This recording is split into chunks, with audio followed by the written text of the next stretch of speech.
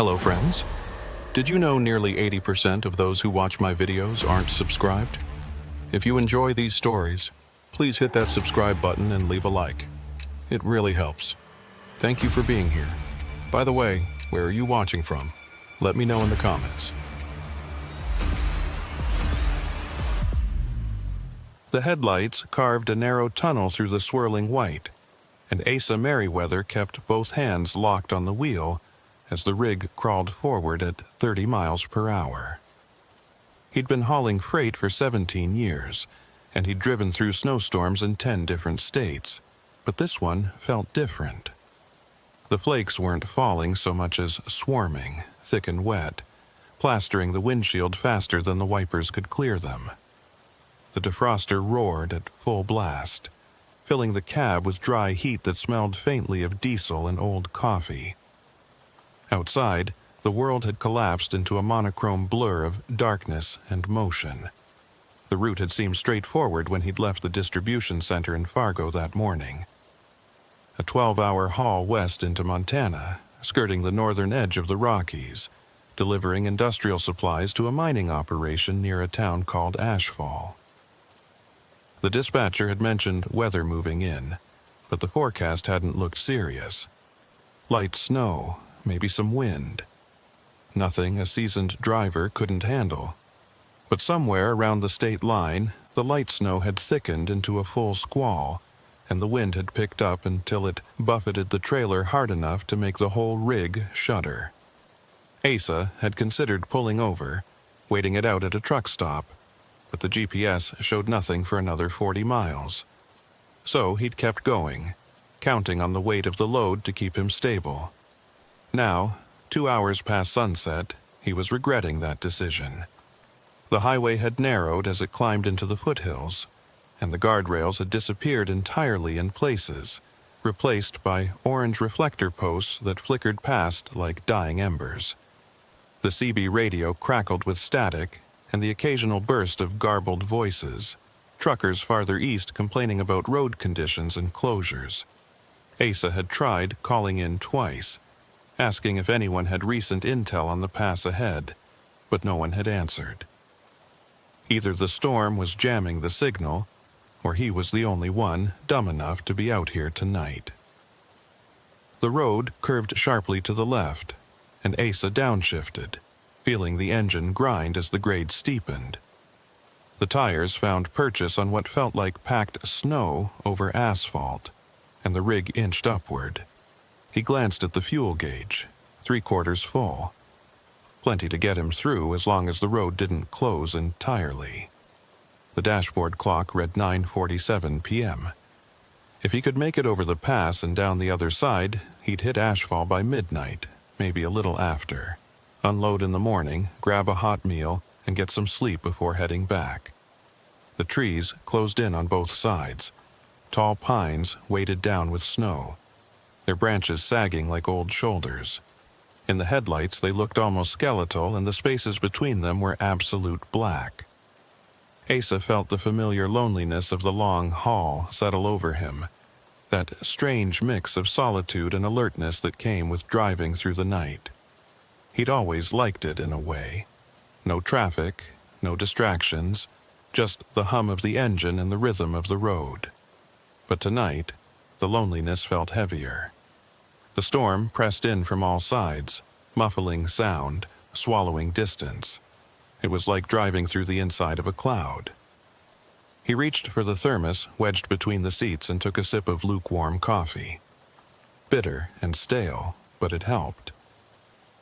He was thinking about turning on the radio, finding some talk show or late-night music to fill the silence, when the CB crackled to life. "Bridge ahead, repeat, bridge ahead, conditions uncertain."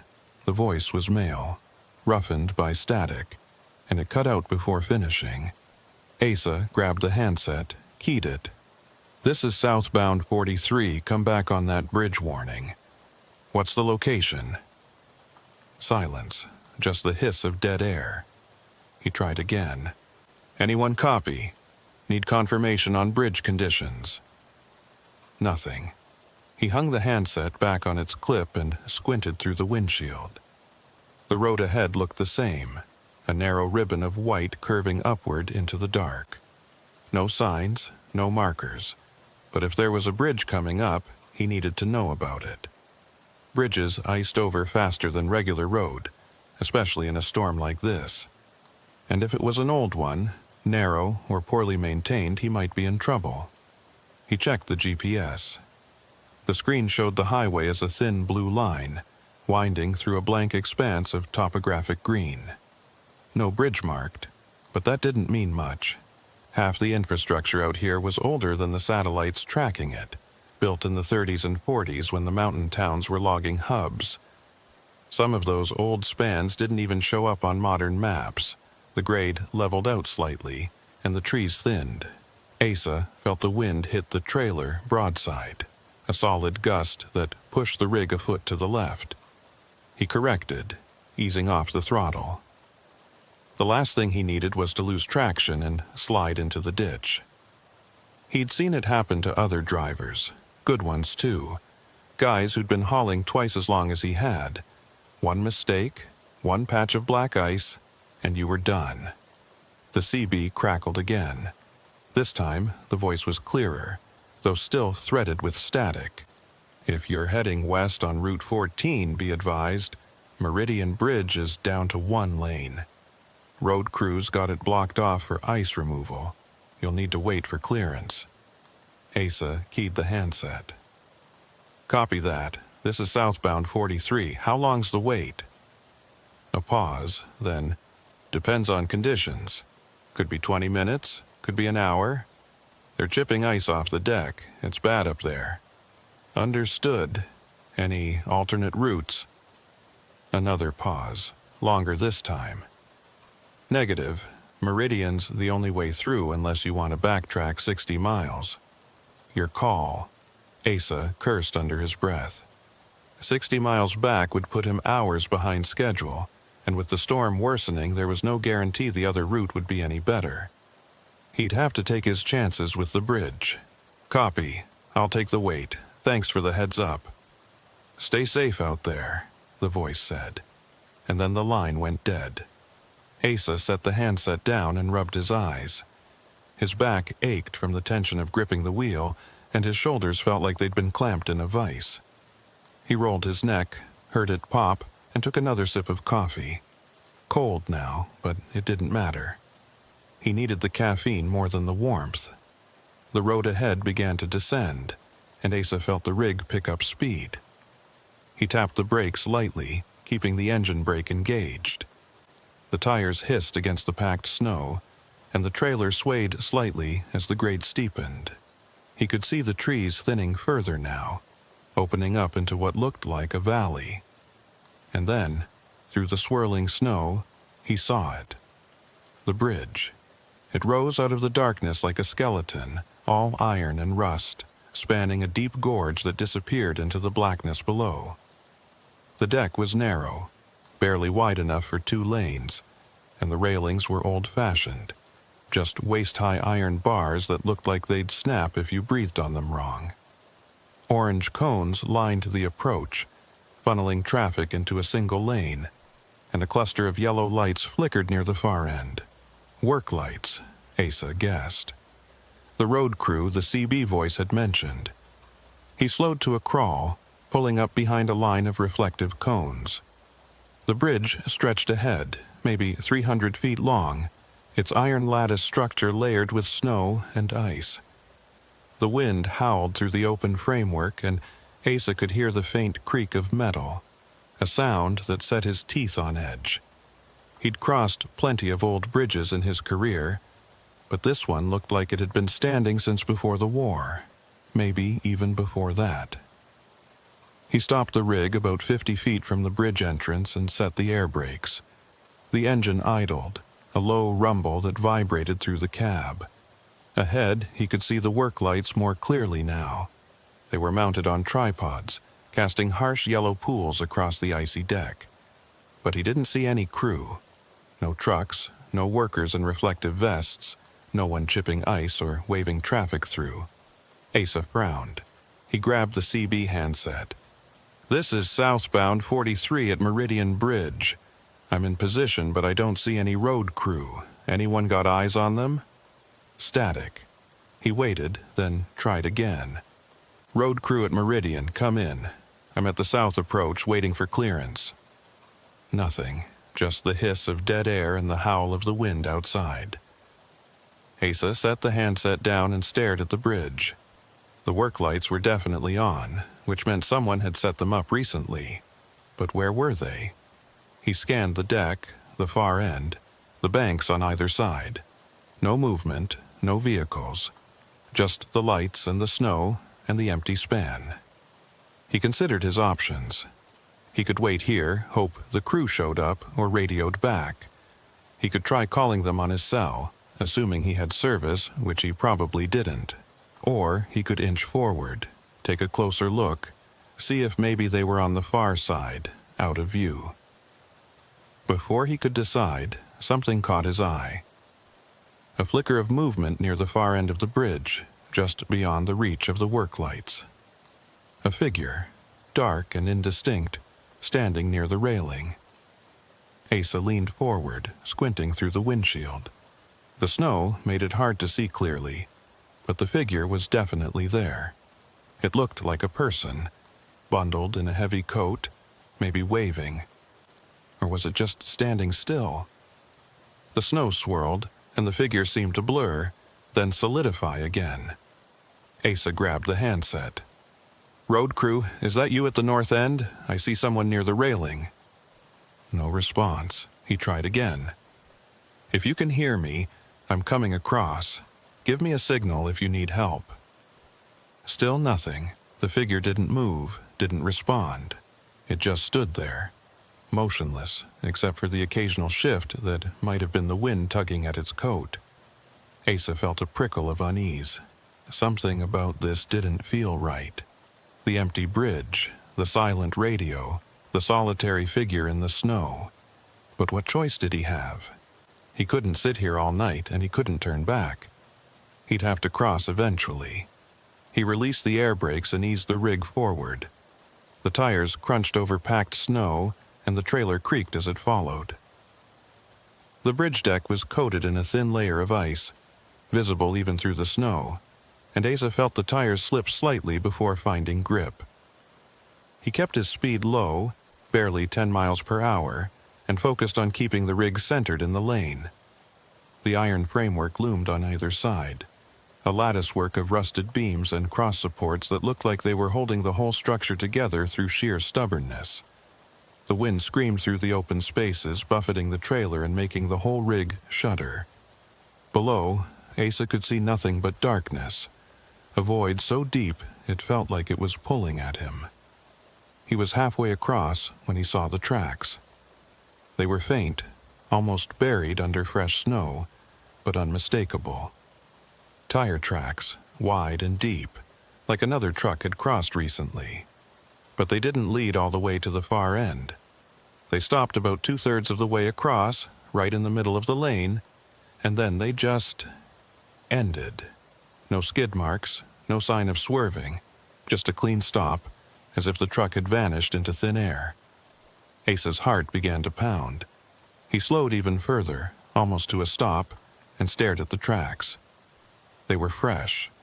The snow was still loose around the edges, not packed down by wind, which meant they'd been made within the last hour, maybe less. But where had the truck gone? There was nowhere to turn around, nowhere to pull off, and the tracks didn't continue to the far end. He glanced up at the figure near the railing. It was closer now, or maybe it had moved. Hard to tell. It still wasn't waving, wasn't signaling, just standing there watching. Asa's instincts screamed at him to turn around, to back off the bridge and find another route, schedule be damned. But the rational part of his brain pushed back. There had to be an explanation. Maybe the other truck had turned around somehow, or maybe the tracks were older than they looked, already half buried by the storm. And the figure was probably just a worker, tired and cold, waiting for the shift to end. He eased the rig forward again, inching past the spot where the tracks ended. The bridge creaked beneath him, a long, low groan that seemed to come from deep within the iron framework. Asa gripped the wheel tighter, his knuckles white. The work lights were just ahead now, close enough that he could see the tripods they were mounted on, and beyond them the figure. It was a man, Asa realized, tall and broad-shouldered, wearing a heavy parka with the hood pulled up. He stood with his back to the railing, facing the bridge, and his hands were stuffed in his pockets.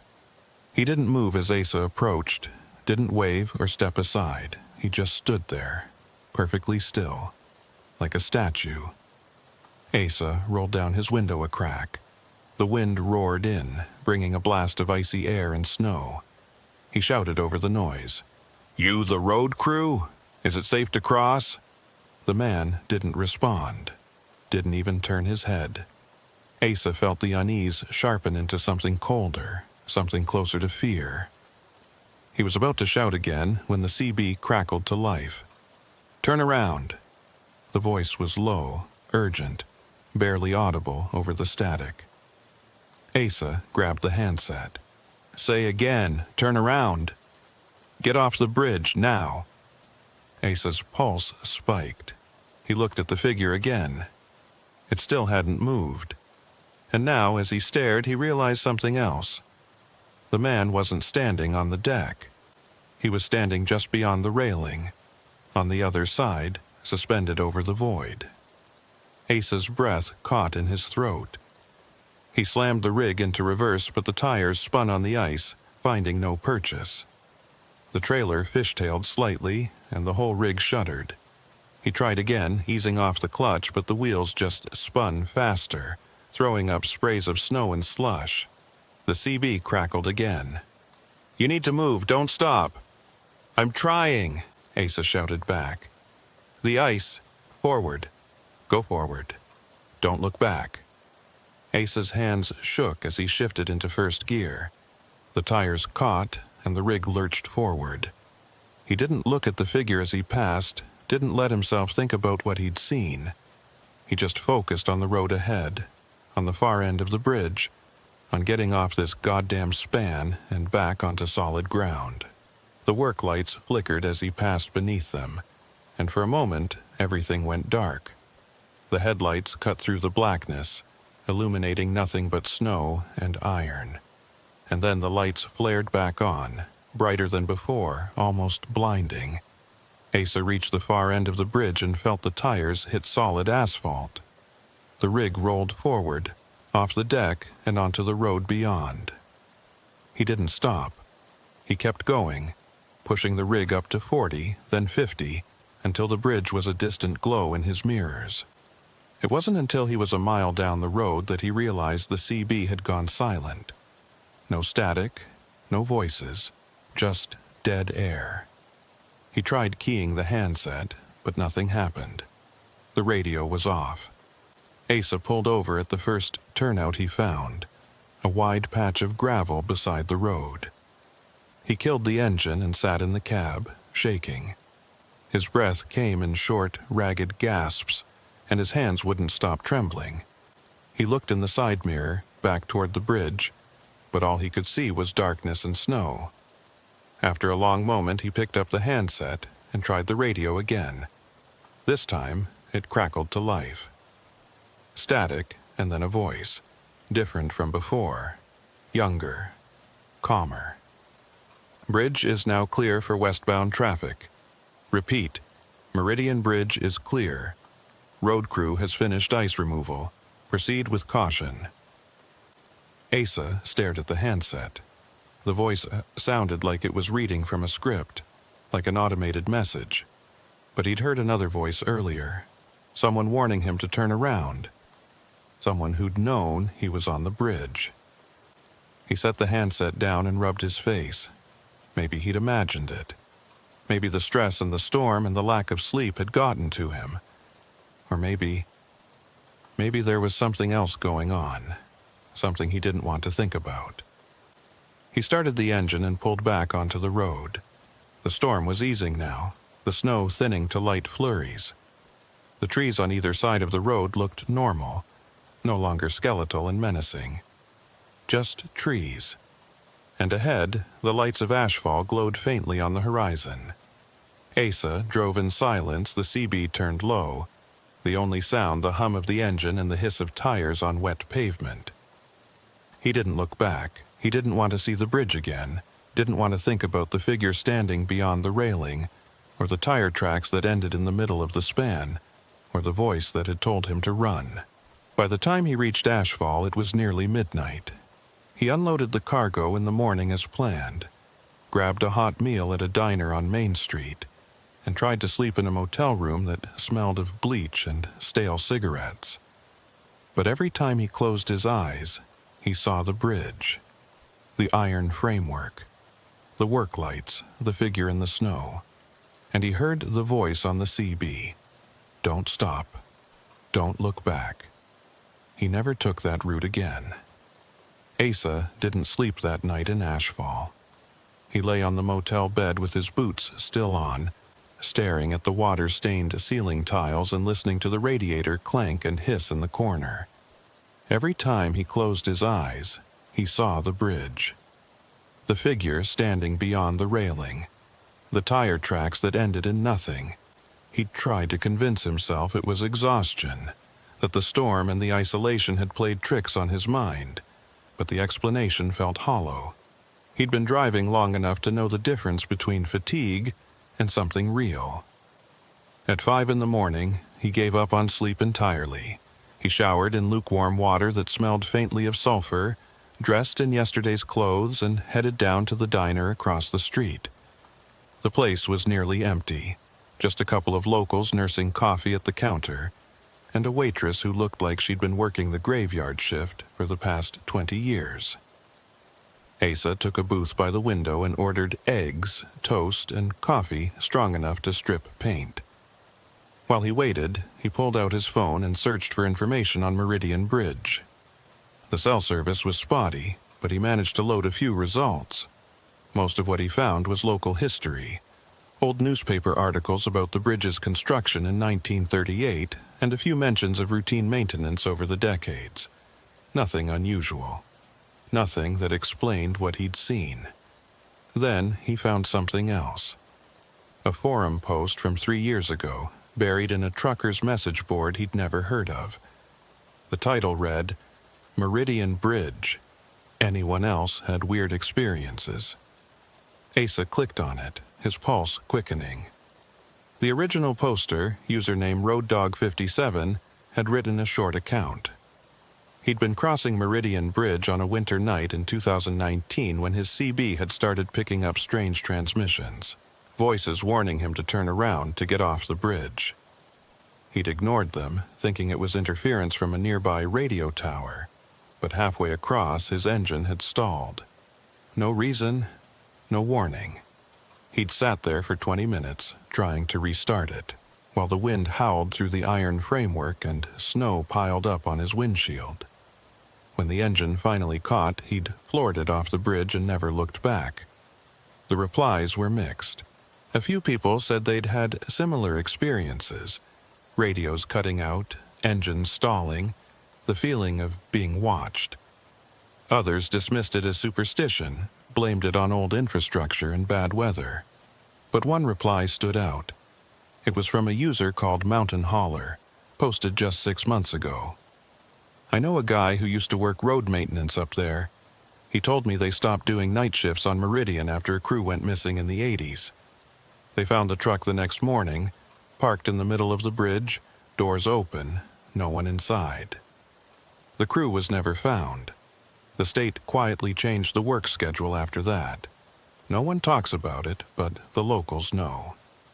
Asa set his phone down as the waitress brought his food. His appetite was gone, but he forced himself to eat. He needed fuel, needed to keep his mind sharp, because now he had a decision to make. He could head back the way he'd come, take the long route around the mountains and avoid Meridian Bridge entirely. Or he could push forward, take the same road out of Ashfall that every other trucker used, and cross that bridge again in daylight. The smart move was to go around. But the long route would add 6 hours to his trip, and he was already behind schedule. The dispatcher wouldn't be happy, and Asa couldn't afford to lose this contract. He'd been hauling for the same company for 5 years, and the pay was good, but they had a reputation for cutting drivers who couldn't keep up. He finished his coffee, paid the check, and walked back to the motel. The sky was beginning to lighten, a dull gray creeping over the mountains. The storm had passed, leaving behind a blanket of fresh snow that glittered in the streetlights. Asa climbed into his rig, started the engine, and sat for a long moment, hands on the wheel, staring at the road ahead. Finally, he made his choice. He'd cross the bridge again, in daylight.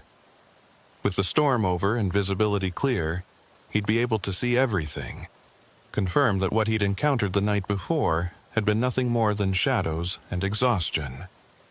He'd prove to himself that there was a rational explanation, and then he'd move on. He pulled out of the motel parking lot and headed east, retracing the route he'd taken the night before. The roads were clearer now, plowed and salted, and the rig moved easily through the mountain passes. The sun was rising behind him, casting long shadows across the snow-covered landscape. Everything looked different in the light. Normal. Safe. It took him an hour to reach the approach to Meridian Bridge. As he crested the final rise and the bridge came into view, Asa felt his chest tighten. The structure looked just as he remembered it. An old iron span rising out of the valley, its lattice framework dark against the white snow. But in daylight it looked smaller somehow. Less menacing. Just an old bridge, one of hundreds he'd crossed over the years. There were no work lights this time, no cones blocking the lane. The road was open, and Asa could see clear across to the far side. No figure standing near the railing, no mysterious tire tracks, just an empty bridge waiting to be crossed. He slowed as he approached, scanning the deck for any sign of what he'd seen the night before. The ice had been scraped away, leaving patches of bare metal and asphalt. The railings were intact, waist-high and solid, nothing beyond them but empty air and the gorge below. Asa eased the rig onto the bridge, keeping his speed low, and focused on the road ahead. The wind was calmer now, just a light breeze that barely moved the snow on the railings. The bridge creaked beneath the weight of the rig, but it was a familiar sound, the kind of noise old structures made when they bore a load. Nothing unusual, nothing threatening. Halfway across, Asa glanced to his right, toward the spot where he'd seen the figure the night before. The railing was empty. No one standing there, no impossible silhouette suspended over the void. Just rusted iron and open air. He let out a breath he hadn't realized he'd been holding. It had been his imagination. The storm, the darkness, the isolation, all of it had combined to create something that wasn't there. He felt a wave of relief wash over him, followed by a faint embarrassment. He'd let himself get spooked like a rookie. But then he saw it, scratched into the metal railing, just below the top bar, was a name. Fresh, the metal still bright where it had been scraped away. Asa hit the brakes, bringing the rig to a stop. He stared at the railing, his heart pounding. The name was carved in rough, uneven letters, like someone had used a knife or a piece of broken metal. Doyle Kincannon. Asa's breath caught. He didn't recognize the name, but something about it felt wrong. He grabbed his phone and took a picture of the railing, zooming in to capture the letters. Then he pulled up the search bar and typed in the name. The results loaded slowly, the cell signal weak this high in the mountains. But after a moment, a news article appeared. The headline read, "Local road worker missing after winter storm." Asa clicked on the link. The article was dated February 1987. It described how a road maintenance worker named Doyle Kincannon had disappeared during a night shift on Meridian Bridge.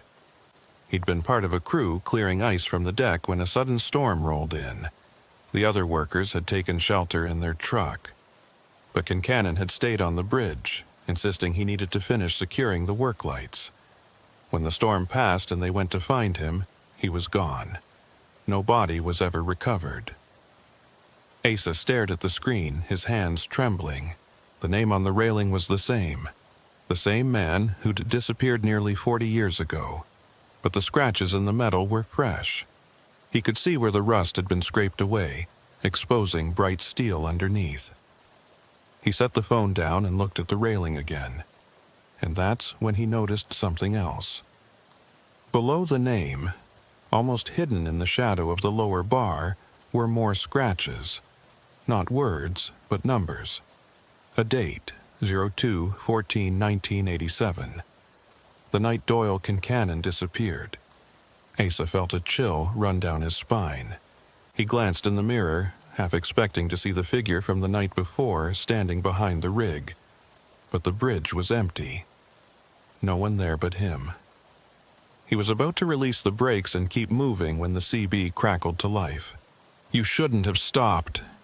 The voice was the same one he'd heard the night before, low and urgent, roughened by static. Asa grabbed the handset, his pulse spiking. "Who is this? Identify yourself." No response, just the hiss of dead air. Then the voice came again, quieter this time. "Get off the bridge while you still can." Asa's hands moved on instinct.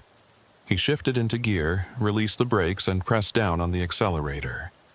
The tires spun for a moment on the icy deck, then caught. The rig lurched forward, and Asa focused on the far end of the bridge, refusing to look at the railing again. But as he drove, he couldn't shake the feeling that he wasn't alone. The air in the cab felt colder, and he could hear a faint sound beneath the rumble of the engine. A rhythmic tapping, like metal on metal. It seemed to be coming from somewhere behind him, from the trailer. Asa checked the mirrors. The trailer was secure, the doors latched, nothing visibly wrong. But the tapping continued, steady and deliberate. 3 taps, then a pause. 3 more taps, over and over.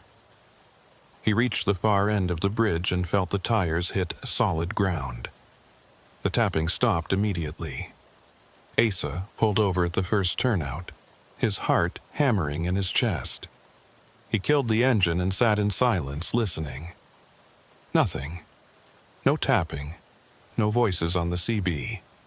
Just the wind and the distant sound of traffic on the highway below. After a long moment, he climbed out of the cab and walked back to the trailer. The doors were locked, the seals intact.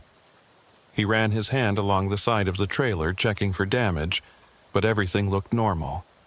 No scratches, no dents. Nothing to explain the sound he'd heard. He was about to climb back into the cab when he noticed something on the ground. Footprints in the snow, leading from the back of the trailer to the edge of the turnout. They were fresh, the snow still loose around the edges, and they weren't his. The prints were too small, the tread pattern different from his boots. Asa followed the prints with his eyes. They led to the edge of the turnout, then stopped at the guardrail. Beyond the rail was a steep drop, a rocky slope covered in snow and ice. There was no way down, no path, just a sheer drop into the valley below. He looked back at the prints, then at the trailer. Someone had been standing there right next to his rig. But when? He'd been driving for the past 5 minutes, and before that, he'd been stopped on the bridge. No one could have approached without him seeing, unless they'd been there all along. Asa felt his stomach twist. He scanned the area, looking for any sign of movement, but the turnout was deserted. Just him, the rig, and the footprints leading to nowhere. He climbed back into the cab, locked the doors, and started the engine. He didn't wait. He pulled back onto the road and kept driving, pushing the rig faster than he should have on the icy pavement. He needed distance, needed to put as many miles as possible between himself and that bridge. It wasn't until he was an hour down the road, safely in the next valley that he allowed himself to think about what had happened. The name on the railing, the date, the voice on the CB, the footprints. None of it made sense, and yet all of it felt connected, like pieces of a puzzle he didn't want to solve. He pulled into a truck stop just before noon, parked in a spot near the building where he could see the entrance, and went inside. The place was busy, filled with drivers grabbing lunch and restocking supplies. Asa ordered a sandwich and sat at a corner table, his back to the wall, and pulled out his phone. He searched for more information on Doyle Kincannon, but there wasn't much beyond the original article. A few mentions in local history forums, a brief obituary that listed him as presumed deceased. No follow-up stories, no updates. Just a man who'd disappeared on a winter night and was never found. Asa set the phone down and rubbed his face. He wanted to believe there was a rational explanation.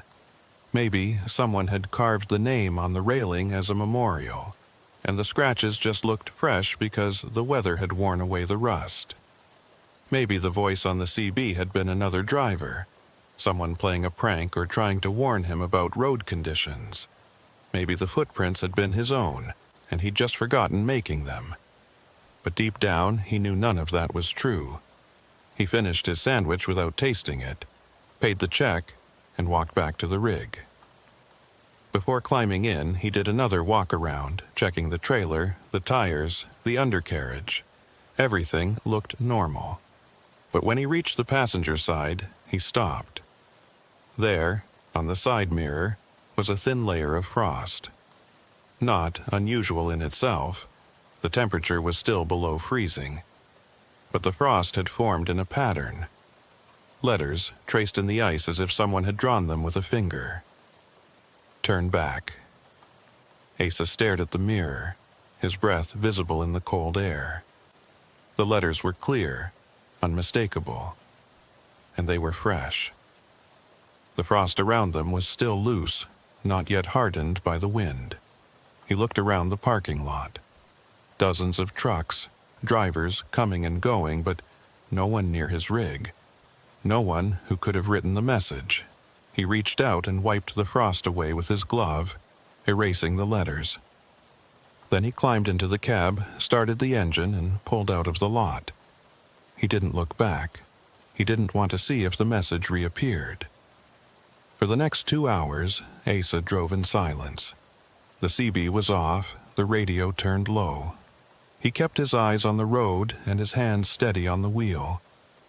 The landscape gradually flattened as he descended from the mountains, the snow giving way to rain and then to clear skies. By mid-afternoon, he was back in familiar territory, the kind of open highway where you could see for miles in every direction. But the unease didn't leave. It sat in his chest like a stone, heavy and cold. Because he knew, deep in a place he didn't want to acknowledge, that what had happened on Meridian Bridge wasn't over. The name on the railing, the voice on the CB, the footprints, the message in the frost. They were all connected, all part of something he didn't understand. And the worst part was, he had a feeling he'd be going back. Not by choice, but because the route required it. Because Meridian Bridge was the only way through those mountains, and sooner or later, he'd have to cross it again. As the sun began to set, casting long shadows across the highway, Asa made a decision. The next time he had a haul that required crossing Meridian Bridge, he'd take the long route. He didn't care how many hours it added, didn't care what the dispatcher said. He wasn't going back to that bridge. Not at night, not in a storm, not ever.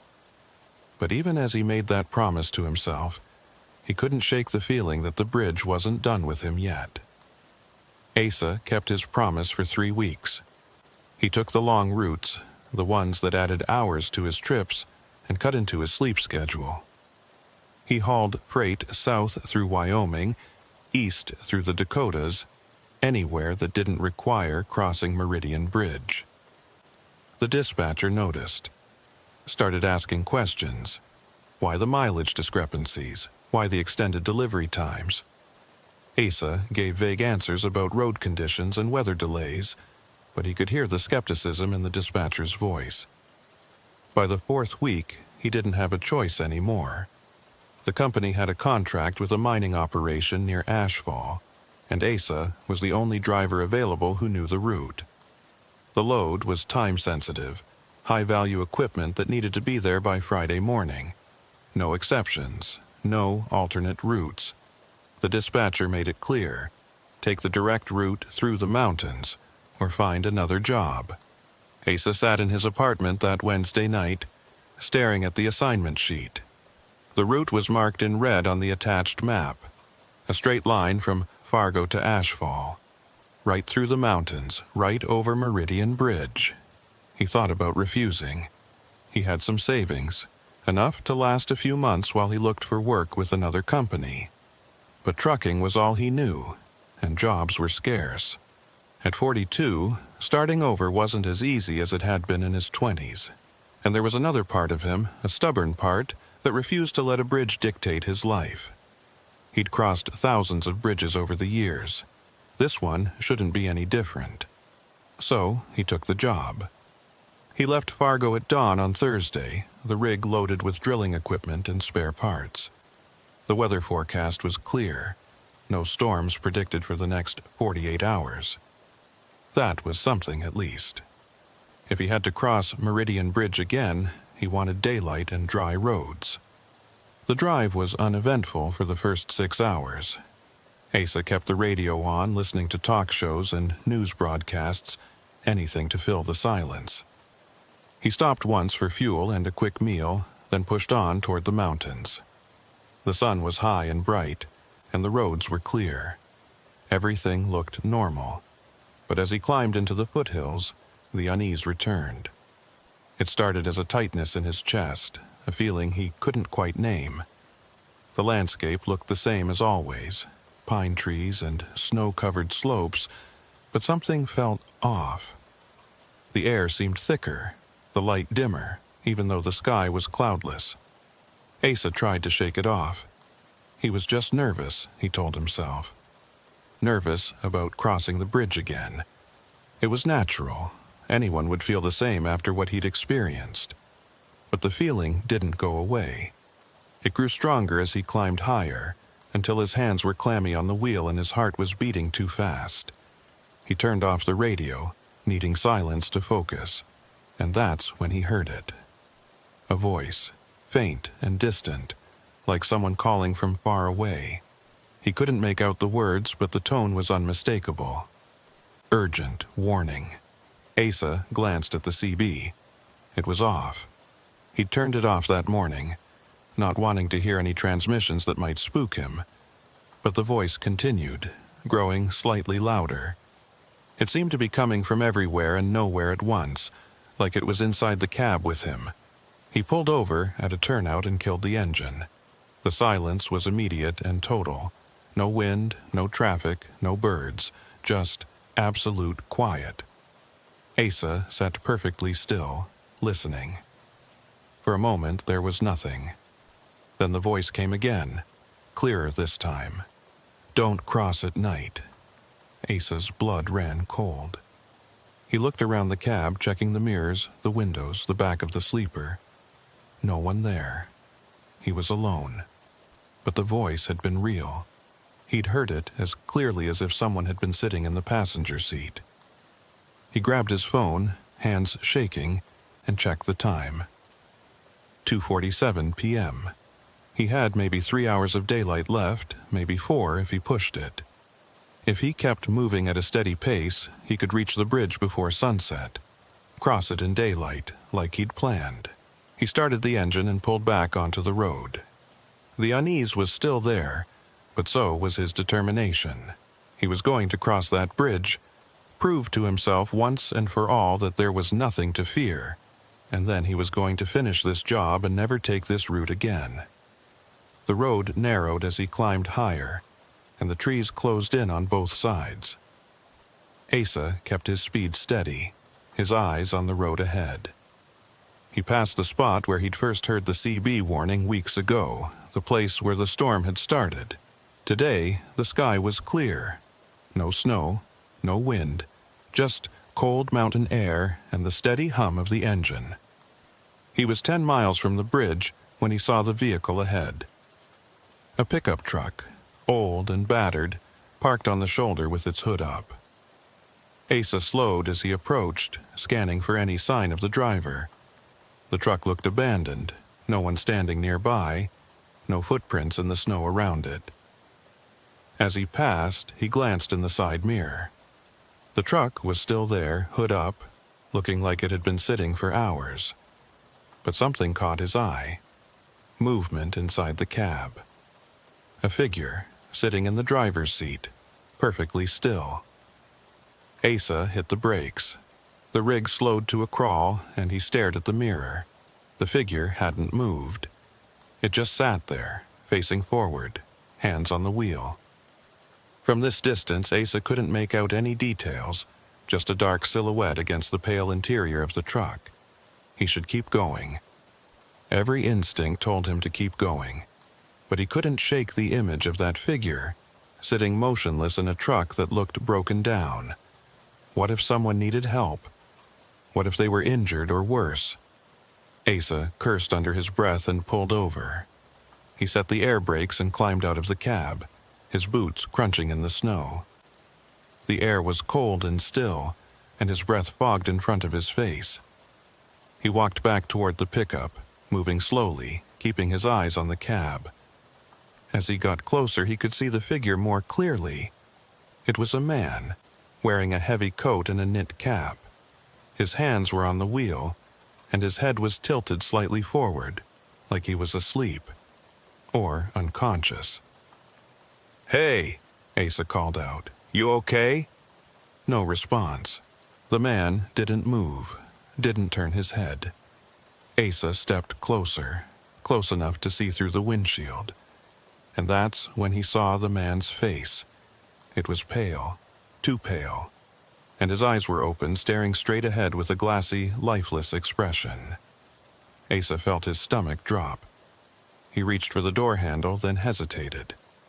Something about this felt wrong. The truck, the man, the timing. It was too convenient, too perfectly placed. He stepped back and pulled out his phone. No signal, of course not. He was too high in the mountains, too far from any cell tower. He looked back at the pickup. The man still hadn't moved. Asa made a decision. He'd drive to the next town, call the police, and let them handle it. He wasn't equipped to deal with this, and he couldn't afford to get delayed. He turned and started walking back toward his rig. That's when he heard the door. A metallic creak, the sound of hinges that hadn't been oiled in years. Asa spun around. The pickup's driver's side door was open. The man was still sitting in the cab, but his head had turned. He was looking directly at Asa. "You shouldn't be here," the man said. His voice was flat, emotionless. Asa took a step back. "I was just trying to help. Are you okay? Do you need—" "Turn around," the man interrupted. "Go back the way you came." Asa's heart was pounding now. "What are you talking about? I'm heading to Ashfall. I've got a delivery." The man climbed out of the truck. He moved slowly, stiffly, like his joints weren't working properly. He stood there, one hand on the doorframe, and stared at Asa with those glassy eyes. "The bridge," the man said. "You can't cross it. Not today." Asa felt a chill run down his spine. "How do you know where I'm going?" The man didn't answer. He just stood there, swaying slightly in the cold wind. And then Asa noticed something that made his blood freeze. The man's coat. It was a road crew jacket, the kind with reflective stripes and a company logo on the chest. And on the left breast, stitched in faded letters, was a name. D. Kincannon. Asa took another step back, his mind racing. It wasn't possible. Doyle Kincannon had disappeared in 1987, nearly 40 years ago. This couldn't be him. It had to be someone else, a relative, maybe. wearing an old jacket. But the man's face. Asa had seen the picture in the news article. The grainy photo of Doyle Kincannon from the 80s. And this man looked the same. Not older. Not aged by 4 decades. The same. "You need to leave," the man said again. "Before it's too late." Asa didn't wait to hear more.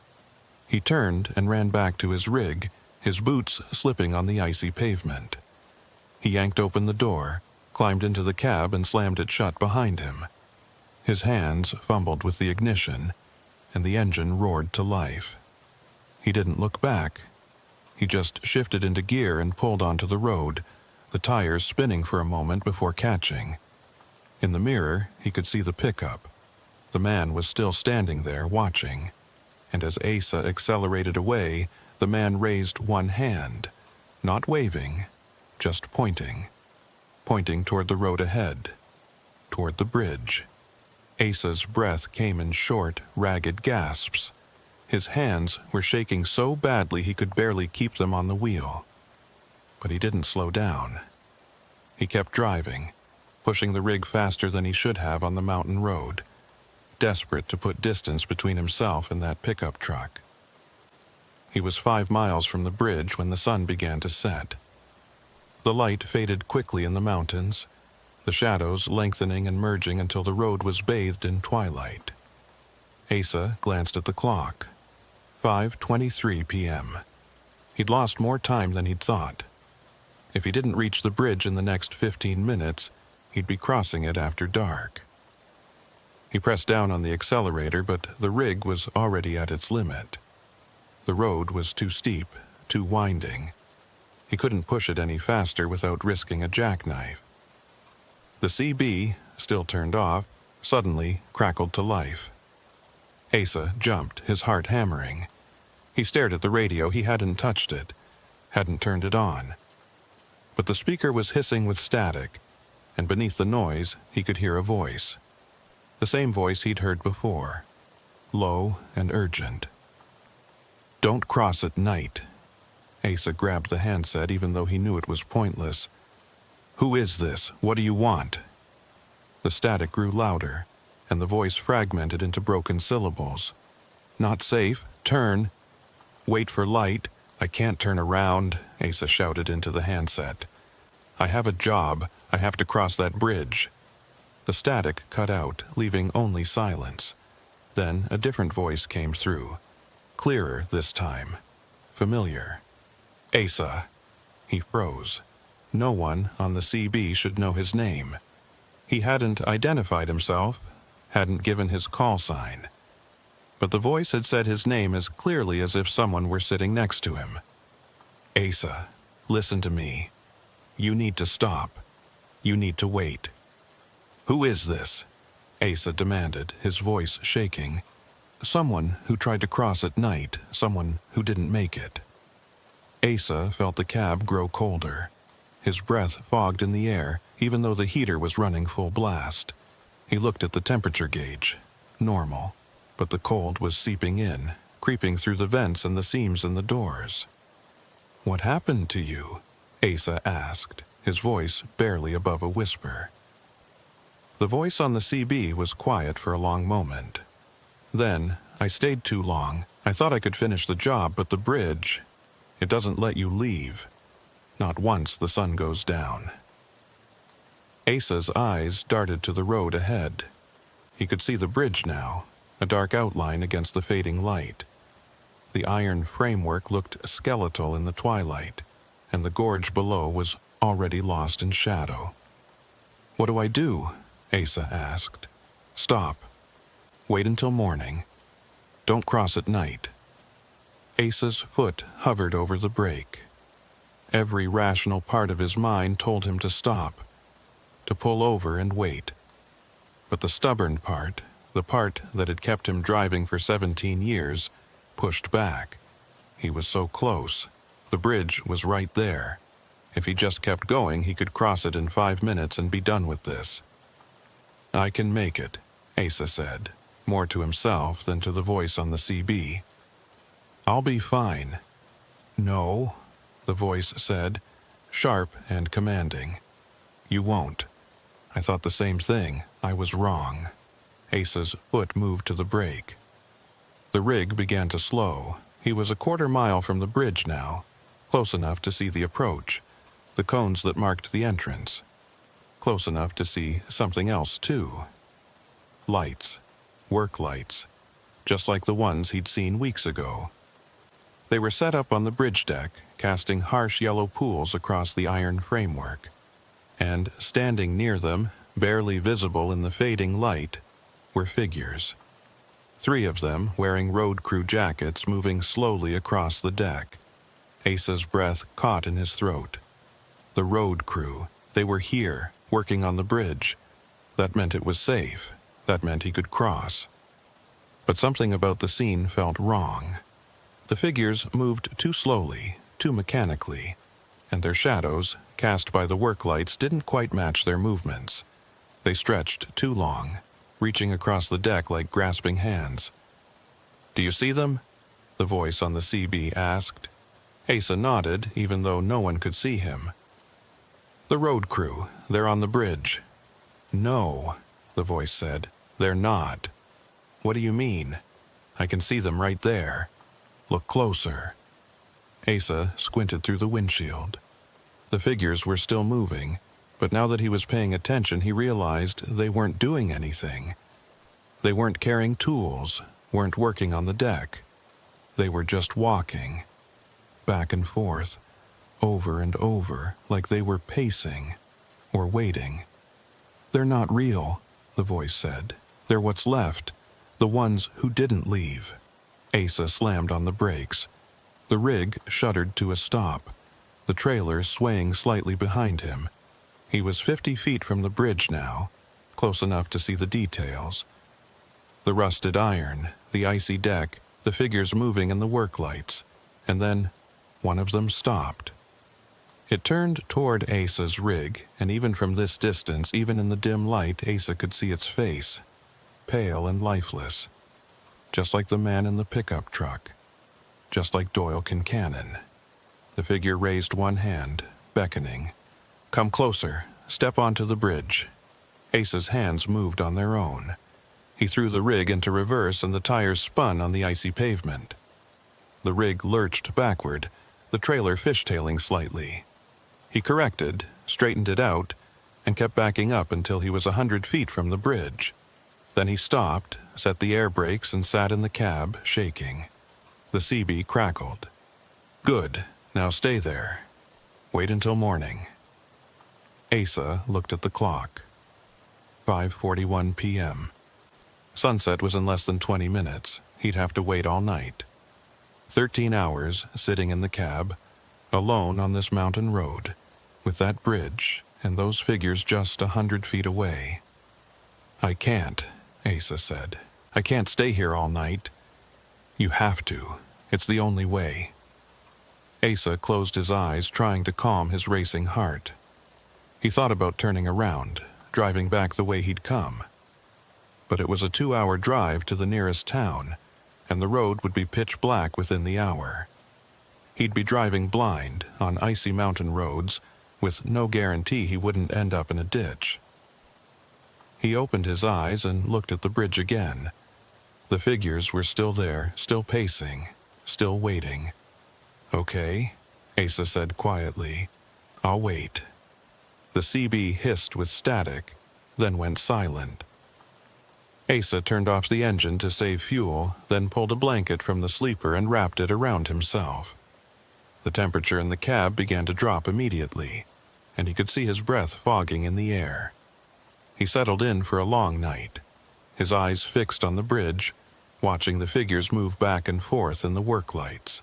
And as the last light faded from the sky and darkness swallowed the mountains, Asa realized he wasn't just waiting for morning. He was waiting to see if the bridge would let him leave at all. The first hour was the hardest. Asa sat in the darkened cab, wrapped in his blanket, watching the bridge through the windshield. The work lights cast their harsh yellow glow across the deck, and the figures continued their endless pacing, back and forth, never stopping, never acknowledging each other, just walking the same paths over and over, like machines stuck in a loop. Asa counted them. 3 figures, all wearing road crew jackets, all moving with that same mechanical precision. He tried to make out their faces, but the distance and the shadows made it impossible. They were just silhouettes, dark shapes against the illuminated deck. The temperature in the cab continued to drop. Asa could see his breath now, thick clouds of fog that hung in the air before dissipating. He'd turned off the engine to conserve fuel, and without the heater running, the cold seeped in through every crack and seam. He pulled the blanket tighter and tucked his hands under his arms, trying to preserve warmth. The CB remained silent. No static, no voices, just dead air. Asa had left it on, hoping the voice that had warned him would come back, give him some guidance, tell him what to expect. But there was nothing. He was alone with the darkness and the bridge and the figures that wouldn't stop moving. At some point during the second hour, Asa noticed something new. The figures weren't just pacing anymore. They were gathering. All 3 of them had stopped at the center of the bridge, standing in a loose cluster near the spot where the tire tracks had ended weeks ago. They stood perfectly still, facing Asa's rig, watching him. Asa felt his heart rate spike. He told himself it was a trick of the light, that they weren't actually looking at him. They were too far away to see into the cab, but he couldn't shake the feeling that they knew exactly where he was, that they were waiting for him to make a move. He checked his phone. Still no signal. The battery was at 60%. He turned it off to save power and set it on the dashboard. Then he reached into the sleeper and pulled out a flashlight, testing it. The beam was strong and steady. It made him feel slightly better, having something he could control, something that could push back the darkness if he needed it. The third hour brought a new sound.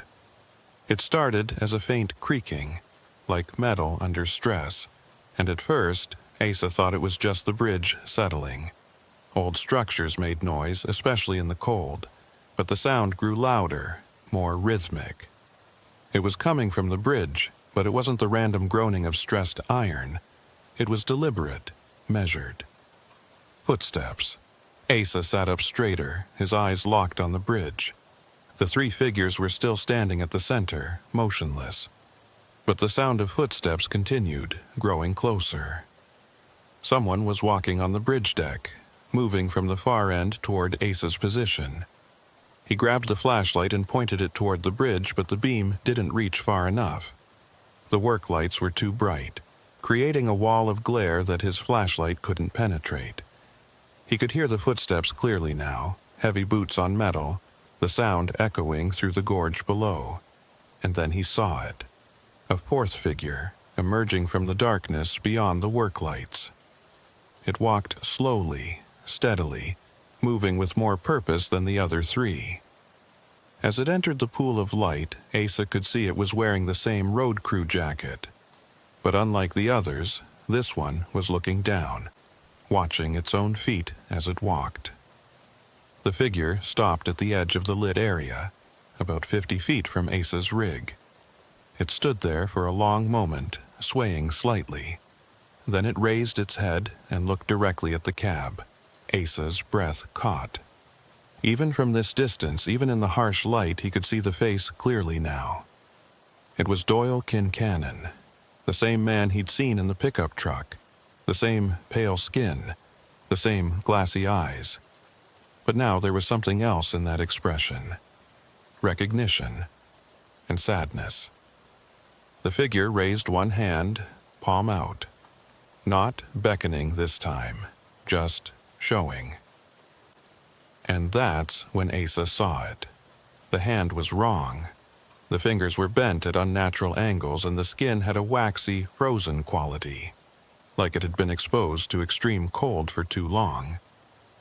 Asa felt bile rise in his throat. He wanted to look away, but he couldn't. The figure lowered its hand and took another step forward, then another. moving toward the rig with slow, deliberate steps. Asa's hand shot out to the ignition. He had to leave. Had to start the engine and get out of here. Warnings be damned. But as his fingers touched the key, the CB crackled to life. "Don't run." It was the same voice from before. Calm, but urgent. "If you run, you won't make it. The road behind you, it's not there anymore." Asa spun around, looking through the rear window of the sleeper. The road behind the rig was dark, swallowed by the night. He grabbed the flashlight and pointed it backward, and his blood ran cold. The road was gone. Where asphalt should have been, there was nothing but darkness. Not shadow, not night. Just void. Like someone had erased everything beyond a certain point, leaving only the small circle of ground where his rig sat. "What the hell is this?" Asa whispered. "The bridge," the CB voice said. "It changes things, warps them. Once the sun goes down, the rules are different." Asa turned back to the windshield. The figure was closer now, maybe 30 feet away. It had stopped walking and was just standing there, watching. The other 3 figures at the center of the bridge hadn't moved. "What do they want?" Asa asked. "To warn you. To show you what happens if you cross." "But I didn't cross.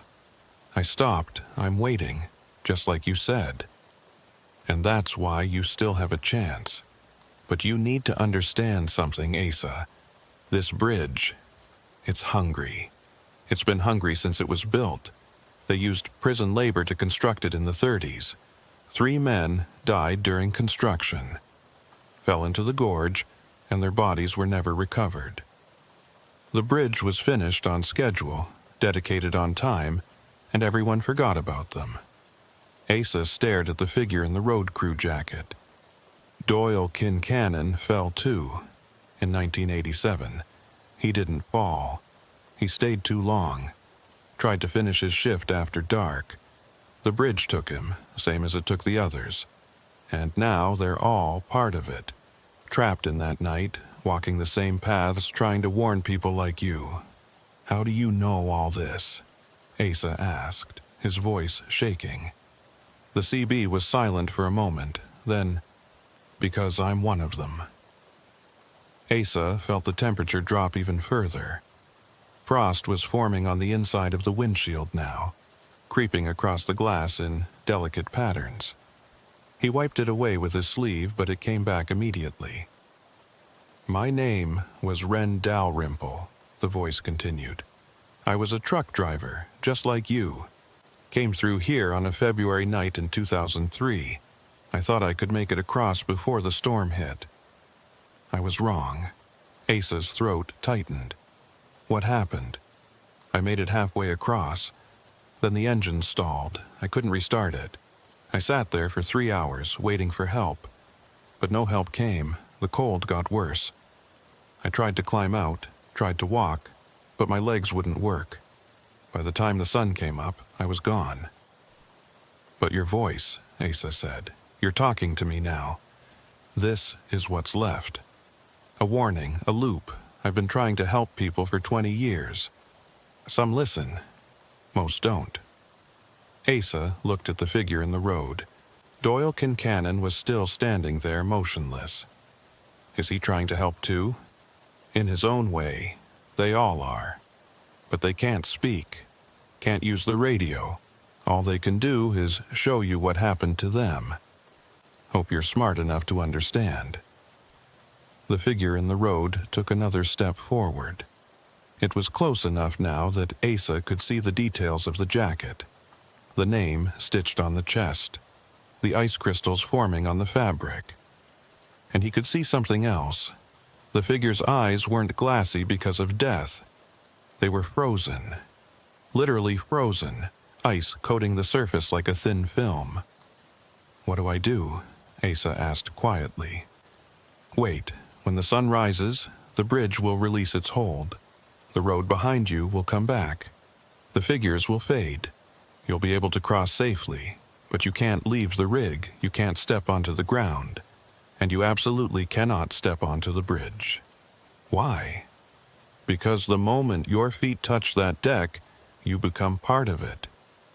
The bridge will claim you, same as it claimed us, and you'll spend eternity trying to warn the next person.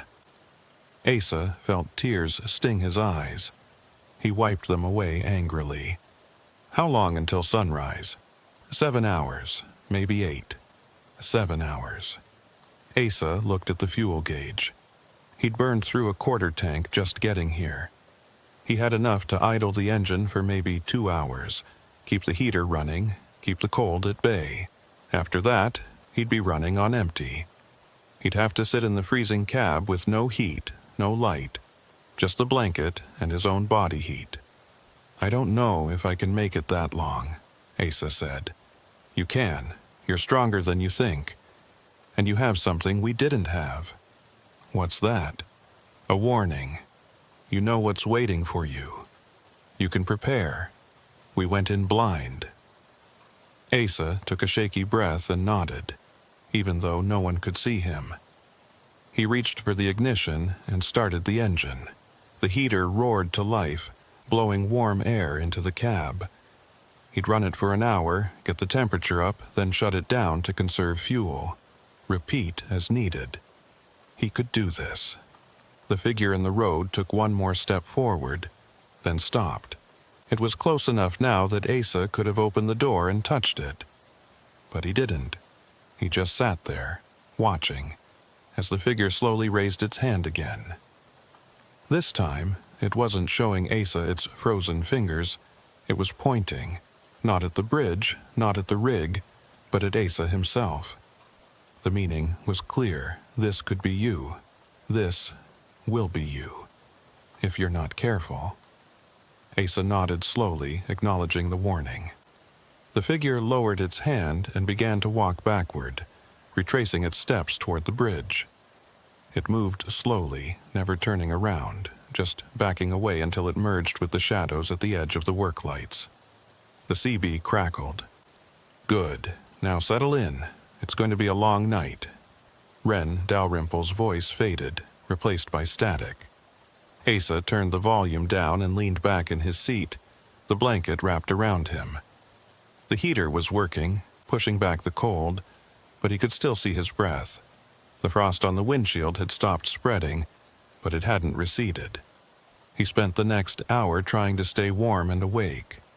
He did exercises in the cab, flexing his muscles, moving his arms and legs to keep the blood flowing. He ate a granola bar from his stash in the sleeper, washing it down with cold water. He checked his phone every 15 minutes hoping for a signal, but there was nothing.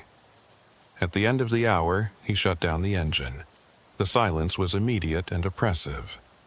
The heater fan wound down, and the warmth began to dissipate. Asa pulled the blanket tighter and tucked his chin into his chest, trying to preserve heat. The cold came back fast. Within 30 minutes, the cab felt like a freezer. Asa's fingers and toes were numb, and his face ached from the frigid air. He knew he couldn't last 7 more hours like this. He'd have to start the engine again soon. But before he could reach for the ignition, he heard something new. A tapping sound. Soft and rhythmic. 3 taps, pause, 3 taps. The same pattern he'd heard weeks ago, coming from the trailer. Asa froze. The tapping was coming from outside the cab, from the passenger door. He turned his head slowly, afraid of what he might see. There was a face pressed against the window. Pale and frozen, eyes glassy, mouth open in a silent scream. It was one of the figures from the bridge. It had left the deck and crossed the distance to the rig without making a sound. Asa's heart hammered in his chest. He wanted to scream, wanted to start the engine and drive, but Wren's words echoed in his mind. Don't run. If you run, you won't make it. The face at the window stared at him for a long moment. Then the tapping came again. 3 times. Pause. 3 times. The figure was trying to communicate, trying to tell him something. Asa forced himself to breathe slowly, to think. 3 taps. What could it mean? He looked at the clock. 11:47 p.m. 3 hours since he'd stopped. That left roughly 5 hours until dawn. The figure tapped again, 3 times.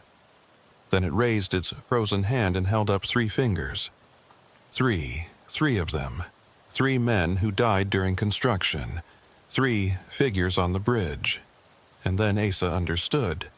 The figure wasn't threatening him, it was showing him. 3 died building the bridge. Doyle made 4. Wren made 5. If Asa stepped onto that bridge, he'd make 6. Asa nodded at the figure, acknowledging the message. The face at the window stared at him for a moment longer, then slowly withdrew. Asa heard footsteps crunching in the snow, moving away from the rig. He looked through the windshield and saw the figure walking back towards the bridge, its movements slow and deliberate. The CB crackled softly. "They're trying to help. They don't want you to join them." "I know," Asa whispered. "I understand." "Good. Now stay strong. Dawn is coming." Asa restarted the engine and ran the heater for another hour. Then he shut it down again and endured the cold. He repeated this pattern 3 more times, cycling between warmth and freezing, between alertness and the edge of hypothermic drowsiness. His fuel gauge dropped steadily, the needle creeping toward empty. By 4:30 a.m., he was running on fumes. The last time he'd started the engine, it had coughed and sputtered before catching. He knew he wouldn't be able to start it again. From here on out, he was on his own. Just the blanket, the cold, and the darkness. He sat in the freezing cab, shivering violently, watching the bridge through the frosted windshield. The work lights were still on, the figures still pacing. But something was different now. The light in the east had changed. It was no longer pure black. There was a faint gray tinge to the horizon, barely perceptible but definitely there. Dawn was coming. Asa held on, his teeth chattering, his body racked with shivers. He kept his eyes on that horizon, watching the gray slowly lighten to pale blue. The stars began to fade. The work lights on the bridge seemed to dim. At 5:52 a.m., the sun broke over the mountains. The first rays of light spilled across the valley, touching the tops of the trees, painting the snow with gold. Asa felt warmth on his face, real warmth, and he wanted to cry with relief. He looked at the bridge. The work lights were off now. The figures were gone. The deck was empty, just rusted iron and ice, exactly as it had been when he'd crossed it in daylight weeks ago. And when he looked in the rear mirror, the road was back, solid asphalt stretching behind him into the distance. The CB crackled one last time. "You made it, now go. Cross while you can, and don't look back." Asa didn't need to be told twice. He turned the key, praying the engine would start. It coughed, sputtered, then roared to life on the last drops of fuel in the tank. Asa shifted into gear and drove forward onto the bridge. The crossing took less than a minute. The deck was solid, the ice minimal. The iron framework looked old, but stable. There were no figures, no voices, no warnings. Just an ordinary bridge on an ordinary morning.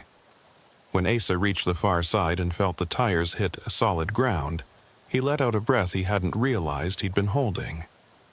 He drove for another 2 miles until he found a gas station at the edge of a small town. He pulled in, filled the tank, and sat in the cab for a long time, just breathing. He never told anyone what happened that night. Who would believe him? A haunted bridge, frozen figures, warnings from the dead. It sounded insane even to him, and he'd lived through it. But he kept the picture on his phone, the one he'd taken of the railing, with Doyle Kincannon's name scratched into the metal. And sometimes, late at night when he couldn't sleep, he'd pull it up and stare at it, remembering. He never crossed Meridian Bridge again. He took the long route, every single time, no matter what the dispatcher said. And when other drivers asked him about it, asked why he avoided that particular stretch of highway, he'd just shake his head and change the subject. Some bridges, he learned, aren't meant to be crossed after dark. Some bridges demand a price for passage. And some bridges never forget the people they've claimed. Asa Merriweather was lucky. He'd been warned.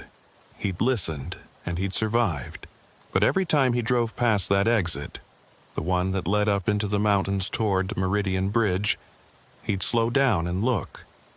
And sometimes, just sometimes, he thought he could see lights in the distance. Yellow work lights, flickering through the trees. And he'd press down on the accelerator and keep driving, leaving the bridge and its frozen guardians behind in the darkness where they belonged.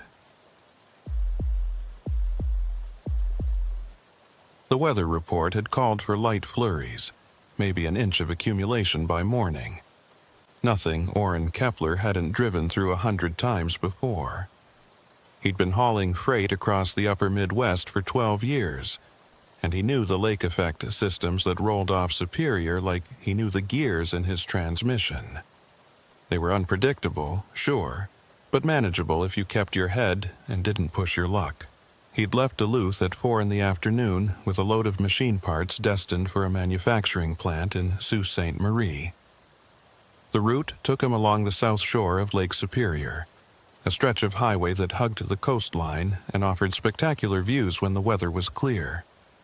Today, the lake was invisible, hidden behind a wall of gray clouds that pressed down from the north. The air had that heavy, wet quality that promised snow, and Orrin could smell it through the cab's ventilation system, cold and metallic.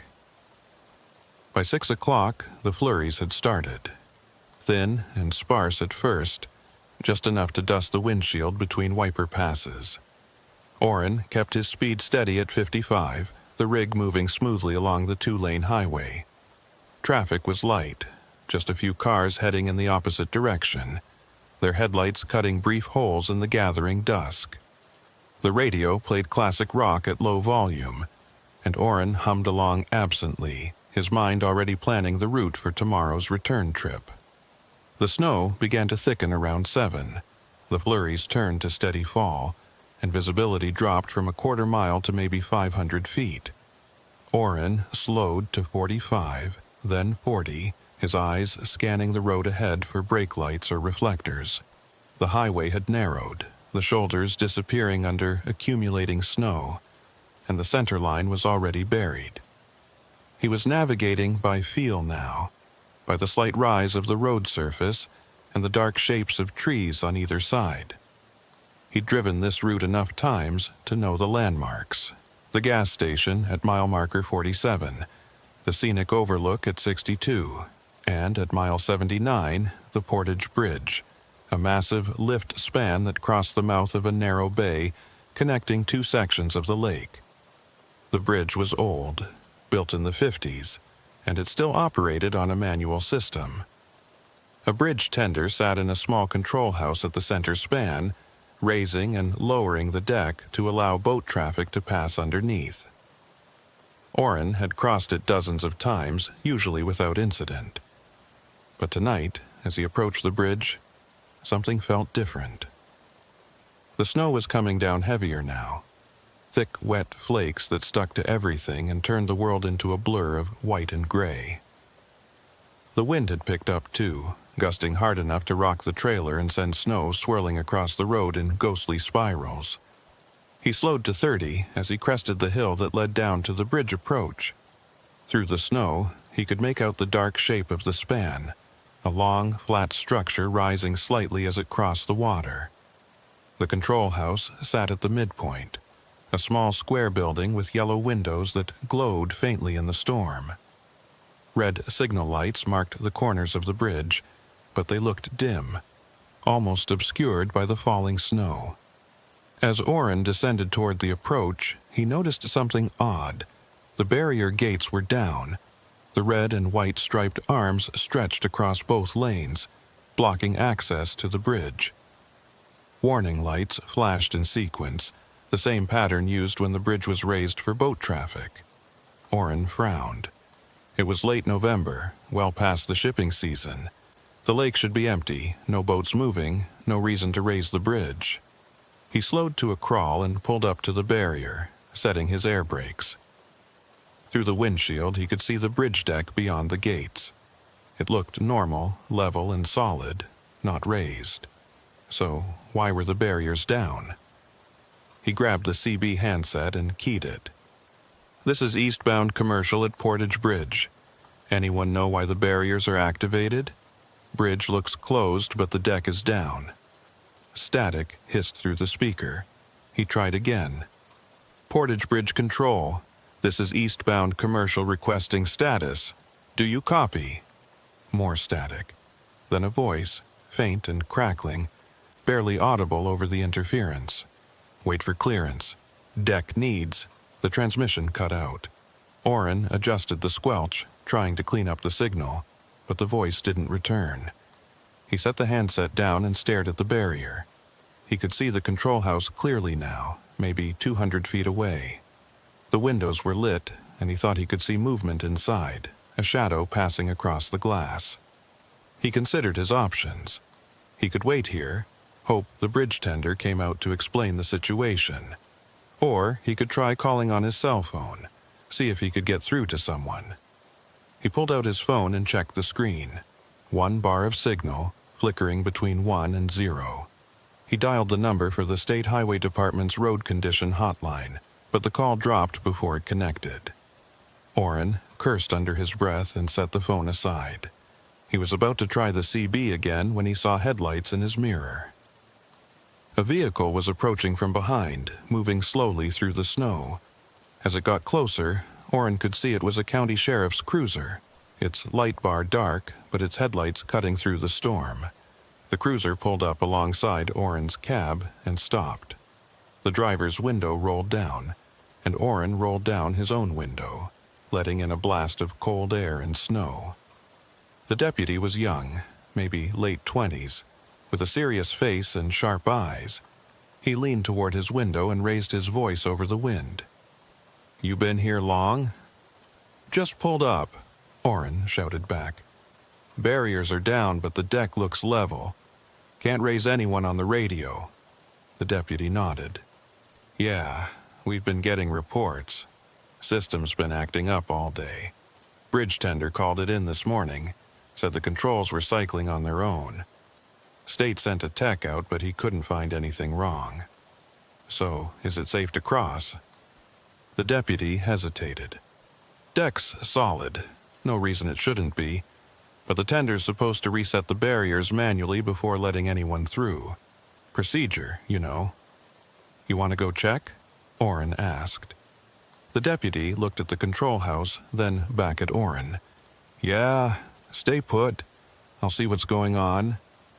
He rolled up his window and drove forward, maneuvering the cruiser around the barrier. Orrin watched as the deputy parked near the control house and climbed out, his uniform already dusted with snow. The deputy walked to the door of the control house and knocked. No response. He knocked again, harder this time, then tried the handle. The door opened, and the deputy stepped inside. Orrin waited, engine idling, heater running. The snow continued to fall, accumulating on the hood and windshield faster than the wipers could clear it. He checked the dashboard clock. 7:34 p.m. He'd planned to be in Sault Ste. Marie by 9, grab a late dinner, and catch a few hours of sleep before the morning delivery. But if this bridge was going to be closed for much longer, he'd have to find an alternate route, which would add at least 2 hours to the trip. 5 minutes passed. The deputy hadn't come out of the control house. Orrin could see the lit windows, but no movement inside. He picked up the CB handset again. "Deputy, you copy? Everything okay in there?" No response. Orrin frowned. He set the handset down and stared at the control house. Something about this felt wrong. The deputy should have been back by now, or at least radioed to let him know what was happening. Another minute passed. Then 2. Orrin made a decision. He killed the engine, grabbed his flashlight from the side pocket, and climbed out of the cab. The cold hit him immediately, a sharp wind that cut through his jacket and stung his face. Snow swirled around him, and he had to squint to see more than a few feet ahead. He walked to the barrier, ducked under it, and headed toward the control house. His boots crunched in the fresh snow, and the wind howled across the open water of the bay, carrying with it the smell of ice and wet concrete. As he got closer to the control house, he noticed something odd. The windows were still lit, but the light was wrong. It flickered slightly, like candles instead of electric bulbs. Orrin reached the door and knocked. "Deputy, you in there?" Silence. He tried the handle. The door swung open easily, and Orrin stepped inside. The control house was small, maybe 10 feet by 10 feet, with a single desk, a chair, and a bank of controls along one wall. The controls were old-fashioned, mechanical switches and levers with faded labels. A space heater sat in one corner, unplugged, and in the center of the room, standing perfectly still, was the deputy. He was facing the controls, his back to Orrin, one hand resting on a lever. He didn't turn around when Orrin entered. Didn't move at all. "Deputy?" Orrin said cautiously. "You okay?" No response. Orrin stepped closer, his flashlight beam sweeping across the room. The light source he'd seen from outside wasn't candles. It was the control panel itself. Several indicator lights were glowing, pulsing in a slow rhythm that didn't match any pattern Orrin recognized. "Hey," Orrin said, louder this time. He reached out and touched the deputy's shoulder. The deputy turned slowly, mechanically, and Orrin took an involuntary step back. The deputy's face was pale, his eyes unfocused and glassy. His lips were moving, forming words, but no sound came out. Orrin felt a chill run down his spine that had nothing to do with the cold. "What's wrong? Are you hurt?" The deputy's lips kept moving. Orrin leaned closer, trying to make out what he was saying, and then he heard it. Not from the deputy's mouth, but from somewhere else. A whisper, faint and distant, like it was coming through the walls. November 14, 1958. Orrin spun around, looking for the source of the voice. The room was empty except for him and the deputy. But the whisper continued, overlapping now, multiple voices speaking the same words. November 14, 1958. Shift change, midnight. Orrin backed toward the door, his heart pounding. The deputy still hadn't moved, still stood there with his hand on the lever, lips moving silently. The control panel lights pulsed faster now, and the whispers grew louder. "Wait for clearance. Deck needs inspection. Wait for clearance." Orrin grabbed the deputy's arm and pulled. "We need to go. Now." The deputy didn't resist, but he didn't help either. He moved like a sleepwalker, his eyes still unfocused, his expression blank. Orrin half dragged him out of the control house and into the snow. The moment they crossed the threshold, the deputy gasped and stumbled, his eyes snapping into focus. "What?" The deputy looked around, confused. "What happened? I was just—" "We're leaving," Orrin said firmly. He guided the deputy back toward the cruiser, glancing over his shoulder at the control house. The windows were still lit, and through the glass, Orrin could see shadows moving inside. More than one. Shifting and pacing like people waiting for something. The deputy climbed into his cruiser, still looking dazed. Orrin leaned down to the window. "You need to call this in. Something's not right with that building." The deputy nodded slowly, reaching for his radio. Orrin didn't wait to see if he got through. He walked back to his rig, climbed into the cab, and locked the doors. His hands were shaking, and his breath came in short, sharp gasps. He sat there for a long moment, trying to process what he'd just seen. The deputy standing motionless. The whispers. The shadows in the control house. None of it made sense. The CB crackled to life, startling him. "All units, be advised. Portage Bridge is experiencing technical difficulties. Recommend alternate routes until further notice." The transmission was clear, professional, nothing like the garbled voice he'd heard earlier. Orrin grabbed the handset. "This is eastbound commercial at Portage. What's the nature of the technical difficulties?" A pause, then, "Control system malfunction. Bridge tender is unavailable. State maintenance has been notified. ETA unknown due to weather conditions." "Copy that," Orrin said. "Any word on how long the closure might last?" "Negative. Recommend you find lodging and wait for morning update." Orrin set the handset down and looked at the bridge.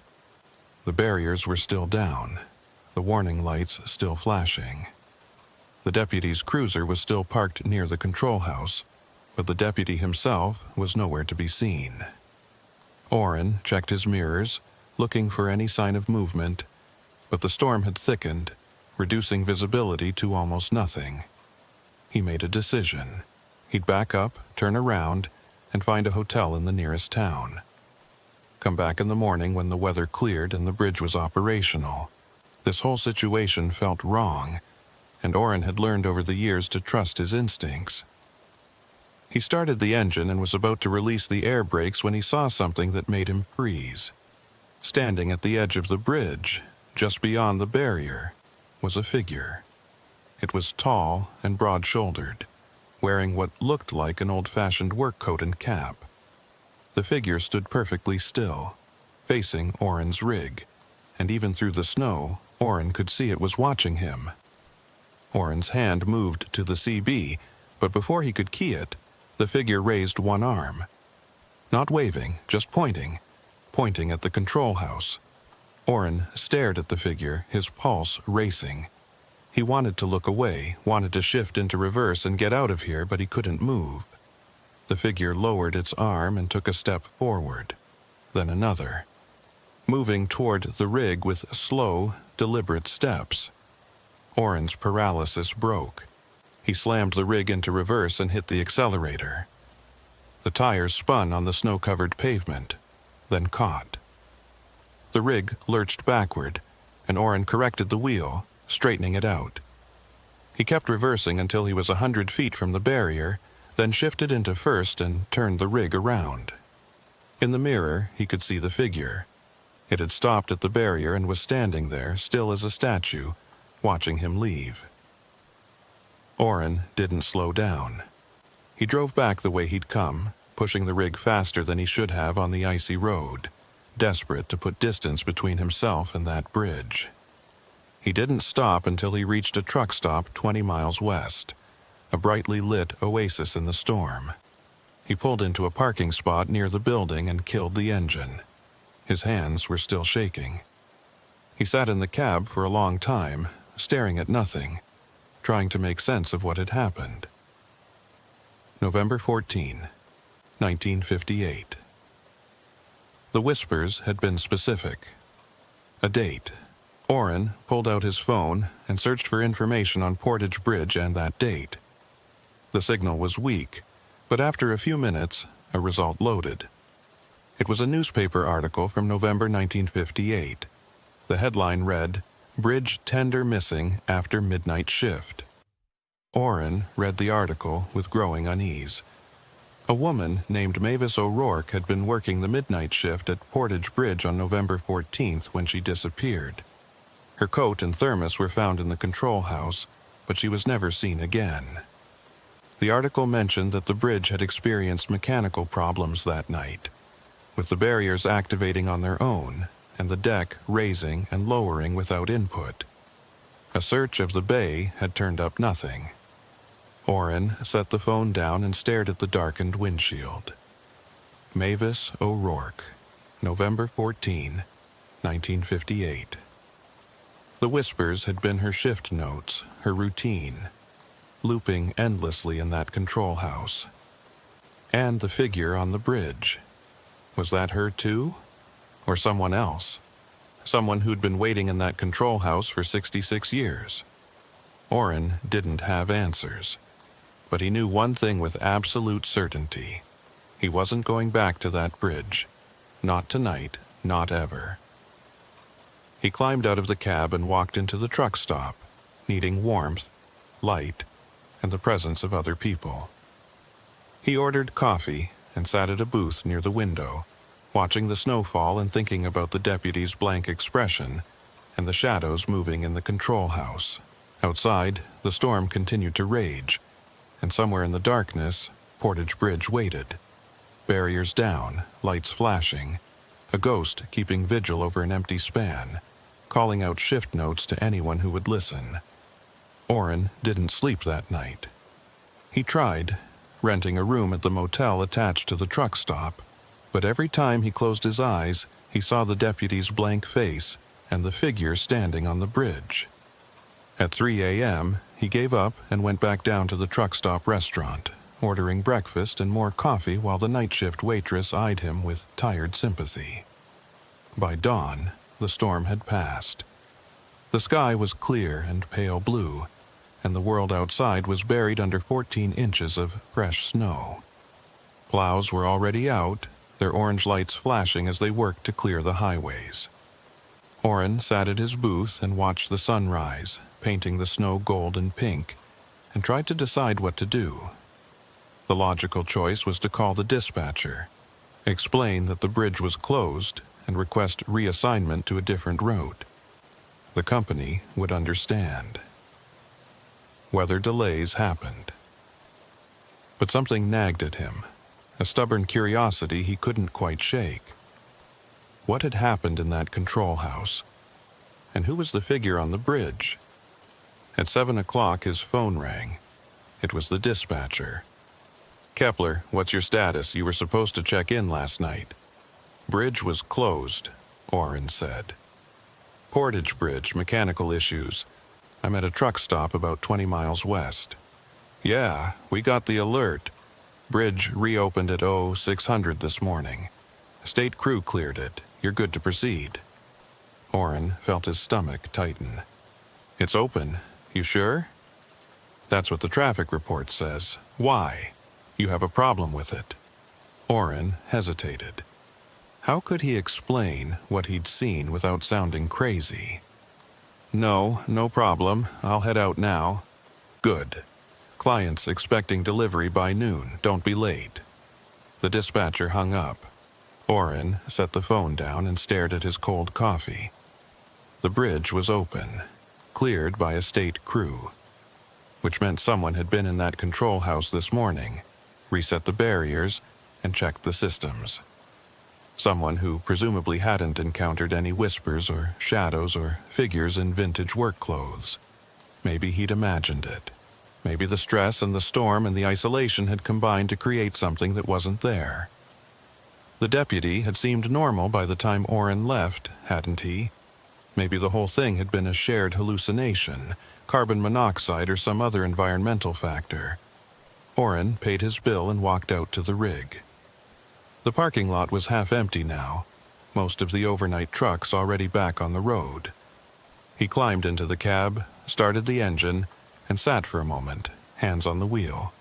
He could take an alternate route, add 2 hours to the trip but avoid the bridge entirely. Or he could push forward, cross in broad daylight with clear weather, and prove to himself that there was nothing to fear. He chose the latter. He pulled out of the truck stop and headed east, following the plowed highway back toward Portage Bridge. The roads were clear, the sky was bright, and the lake stretched out to his right like a vast sheet of wrinkled ice. Everything looked normal, safe. It took him 30 minutes to reach the bridge approach. As he crested the hill and the bridge came into view, Orrin felt his pulse quicken. The barriers were up, the warning lights were off. The bridge looked exactly as it should, a functional piece of infrastructure connecting one stretch of highway to another. He slowed as he approached, scanning the control house. The windows were dark now, no lights visible. The door was closed. There were tire tracks in the snow near the building, evidence of the state crew's visit. Everything looked normal. Orrin eased the rig onto the bridge. The deck was solid, recently plowed, with just a thin layer of snow remaining. He could feel the slight vibration of the structure beneath him as the weight of the rig pressed down on the old framework. The bay stretched out on either side, gray water visible through gaps in the ice that had formed along the edges. He was halfway across when he noticed something odd. Scratched into the snow on the deck, just ahead of his lane, were marks. Not tire tracks. Letters. Someone had written something in the snow, the lines thin and precise, like they'd been drawn with a stick or a finger.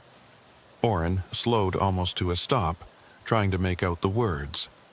The marks were faint, already starting to fill in with drifting snow, but he could read them clearly enough. Shift change midnight. Orrin's blood ran cold. He glanced at the control house as he passed. The windows were still dark, but as he looked, he thought he saw movement. A shadow passing across the glass. Just for a moment. Then it was gone. He pressed down on the accelerator, urging the rig forward. The bridge wasn't long, maybe a quarter mile, but it felt like it stretched for miles. The control house slid past on his right, and Orrin kept his eyes fixed on the road ahead, refusing to look at the windows. He was almost to the far end when he heard it. A voice on the CB, faint and crackling with static. Waiting for relief. Shift ends at 0800. Orrin grabbed the handset. Who is this? The voice continued, ignoring his question. Deck inspection incomplete. Barrier malfunction logged. Who is this? Orrin repeated, louder this time. The voice cut out, replaced by silence. Orrin stared at the CB, his hands shaking. He recognized the cadence now, the flat, procedural tone. It was a shift report, the kind of thing a bridge tender would log in a daily record. He reached the far end of the bridge and felt the tires hit solid ground. The relief was immediate and overwhelming. He'd made it across. In daylight, in clear weather. And aside from the words in the snow and the voice on the CB, nothing had happened. He pulled over at the first turnout, a small rest area about a mile past the bridge. He needed to collect himself, needed to process what he'd just experienced. He set the air brakes and climbed out of the cab, pacing in the snow, his breath fogging in the cold air. This was real, not a hallucination, not carbon monoxide. Something was happening on that bridge. Something connected to Mavis O'Rourke and her disappearance in 1958. But what? And why was it manifesting now, 66 years later? Orrin pulled out his phone and searched for more information. He found another article, this one from December 1958. It described how the search for Mavis O'Rourke had been called off after 2 weeks with no leads. The article mentioned that she'd been a reliable employee, never missed a shift, and had no reason to disappear. Her family had been interviewed, but they had no answers. There was a quote from the bridge superintendent at the time. Mavis was scheduled to work until 8 a.m. on the morning of November 15th. Her relief never showed up due to the storm. She was last heard on the radio at 7:45, reporting normal conditions. By the time the day shift supervisor arrived at 9, the control house was empty. Orrin read the quote again. Her relief never showed up. She'd been waiting for someone who never came, stuck in that control house during a storm, alone. And then she'd vanished. He looked back toward the bridge. From this distance, it was just a dark line against the pale sky.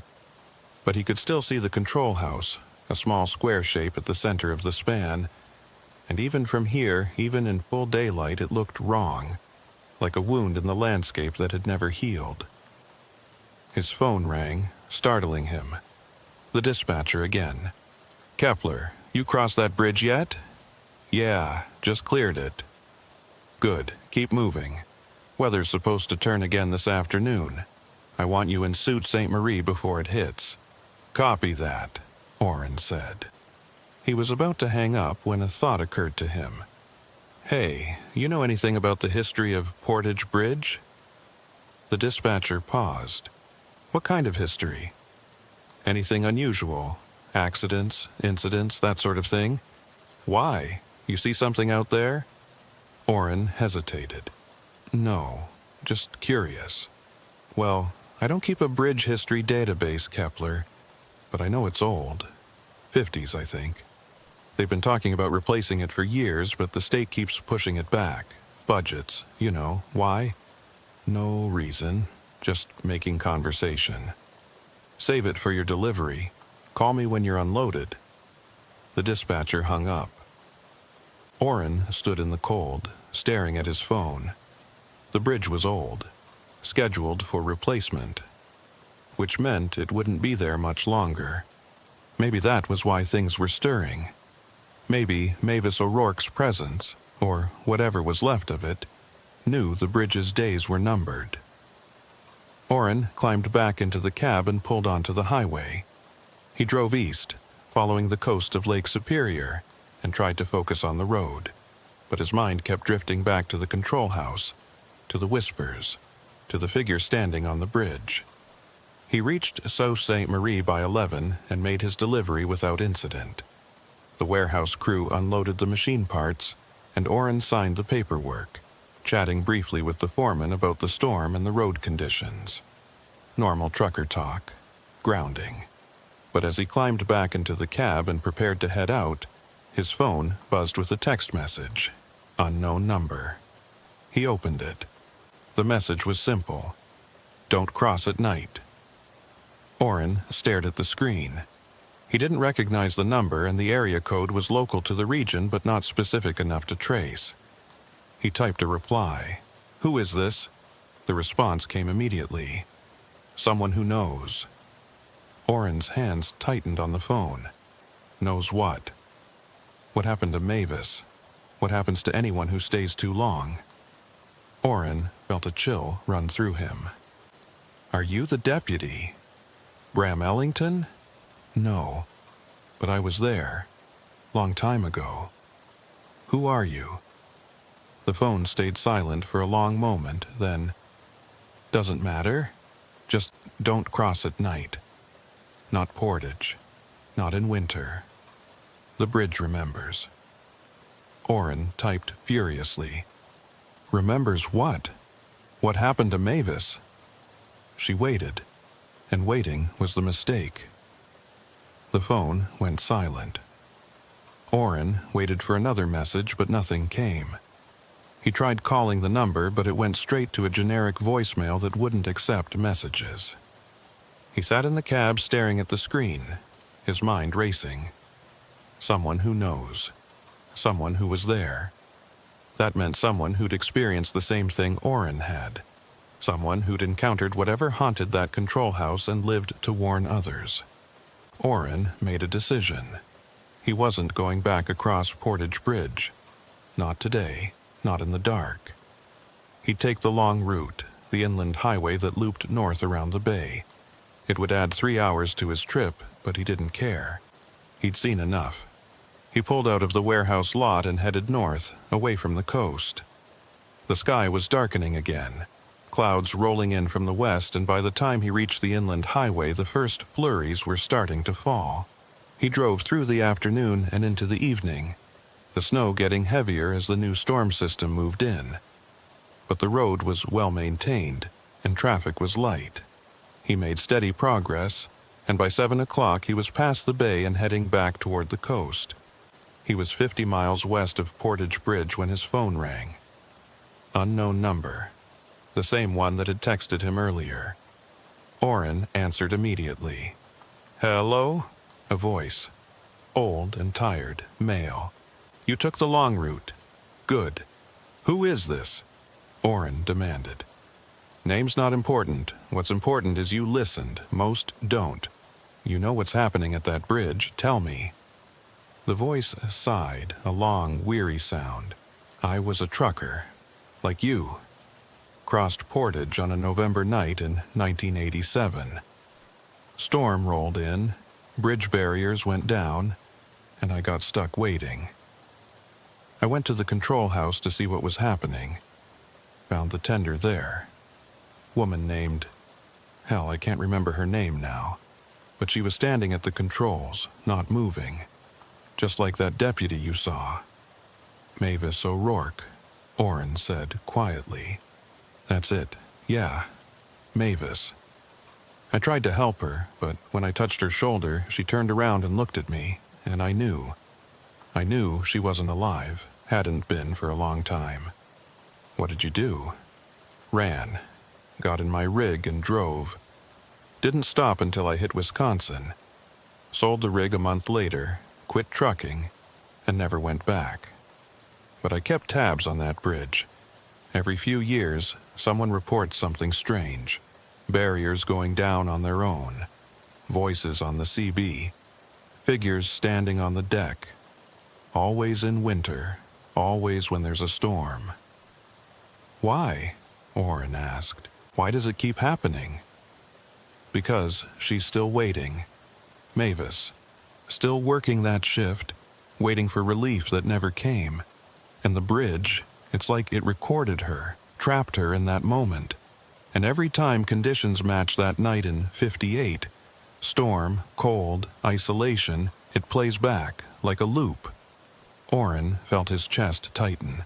So she's, what, a ghost? Call it what you want. Ghost, echo, residual energy. Doesn't matter. What matters is she's stuck.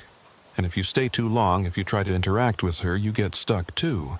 Not physically, but mentally. You become part of the loop. I've heard of people who crossed at night and never recovered. They kept talking about shift changes and barrier malfunctions, like they couldn't break free from it. The deputy, Orrin said. Bram Ellington, is he? Probably fine.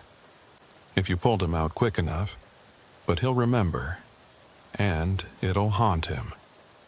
Orrin looked out at the dark highway. The snow swirling in his headlights. Why are you telling me this? Because you listened. Because you turned back. Most people don't. Most people think they can handle it, or they don't believe what they're seeing. But you trusted your instincts, and that's rare. Is there anything that can be done? For Mavis? The voice was quiet for a long moment. I don't know. Maybe when they tear down the bridge, she'll be released. Or maybe she'll just move somewhere else. All I know is that bridge is dangerous, and people need to stay away from it after dark. I won't go back, Orrin said. Good. And if you know any other drivers who use that route, warn them. Tell them to take the inland road at night. It could save their life. Or their mind. The line went dead. Orrin lowered the phone and stared at the highway ahead. The snow was falling harder now, and the wipers struggled to keep up. But he felt strangely calm. He had answers, or at least enough of them to understand what he'd encountered. Mavis O'Rourke was still on that bridge, still working her shift, still waiting for someone to relieve her. And, until that bridge came down, she'd be there every winter, every storm, replaying the same night over and over. Orrin drove on through the snow, putting more distance between himself and Portage Bridge. He didn't know if he believed in ghosts, not really. But he believed in what he'd seen. And he believed in the voice on the phone, the warning from someone who'd survived the same experience. He wouldn't cross Portage Bridge at night again. And he'd make sure other drivers knew to avoid it too. It was the least he could do for Mavis O'Rourke, a woman who'd died waiting for someone who never came. The storm followed him west, but Orrin didn't mind. He had warmth, light, and the steady hum of the engine. And most importantly, he had distance. Distance from that bridge and the lonely figure trapped within its control house. As midnight approached, Orrin pulled into a truck stop and parked for the night. He climbed into the sleeper, pulled the curtains closed, and tried to rest. But before he closed his eyes, he looked at his phone one last time. The unknown number had sent one final message. Thank you for listening. Not many do. Be safe out there. Orrin typed a reply. You too, and thank you. He didn't know if the message would be read, or if the person on the other end would ever contact him again. But it didn't matter. What mattered was that he'd survived, and he'd learned something important. Some bridges aren't just structures. Some bridges are monuments to the people who died there. And Portage Bridge was Mavis O'Rourke's monument. A cold, lonely place where she'd wait forever unless someone found a way to set her free. Orrin closed his eyes and let sleep take him. And for the first time since encountering that bridge, he didn't dream of control houses or figures in the snow. He dreamed of dawn and open roads and the promise of home. 3 weeks passed before Orrin had to drive through the Lake Superior region again. He'd taken jobs that kept him south and west, hauling freight through Wisconsin and Minnesota, but always avoiding the coastal routes. The dispatcher had noticed. She'd called him twice asking why he kept requesting alternative assignments, and Orrin had given vague answers about preferring inland highways during winter months. She hadn't pressed the issue, but he could hear the skepticism in her voice. The truth was, he couldn't stop thinking about Portage Bridge. About Mavis O'Rourke standing in that control house, trapped in an endless loop of waiting. About the deputy's blank expression and the figure on the bridge pointing at him through the snow. And most of all, about the anonymous caller's warning. If you stay too long, you become part of the loop. Orrin had done more research in those 3 weeks. He'd found old county records online, news archives, even a few forum posts from other truckers who'd had strange experiences at Portage Bridge. The stories were remarkably consistent. Barriers going down without explanation.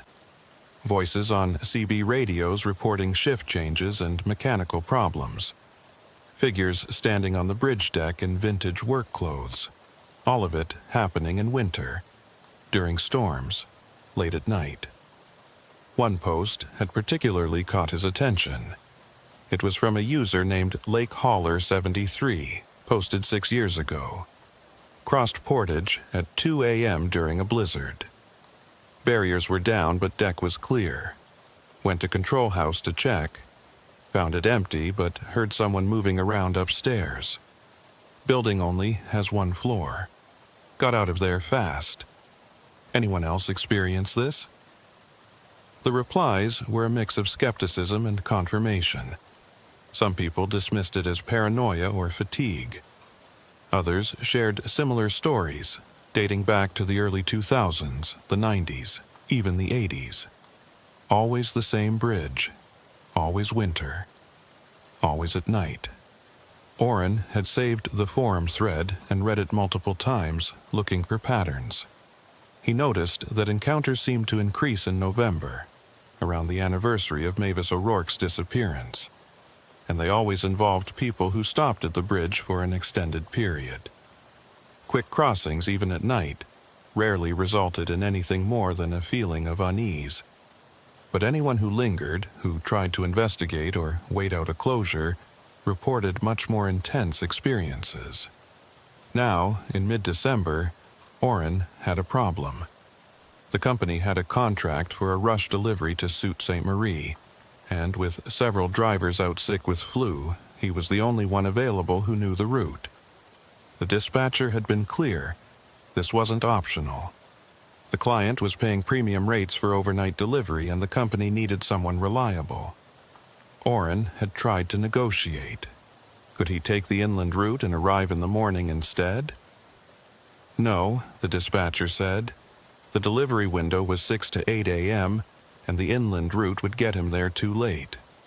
Could someone else take it?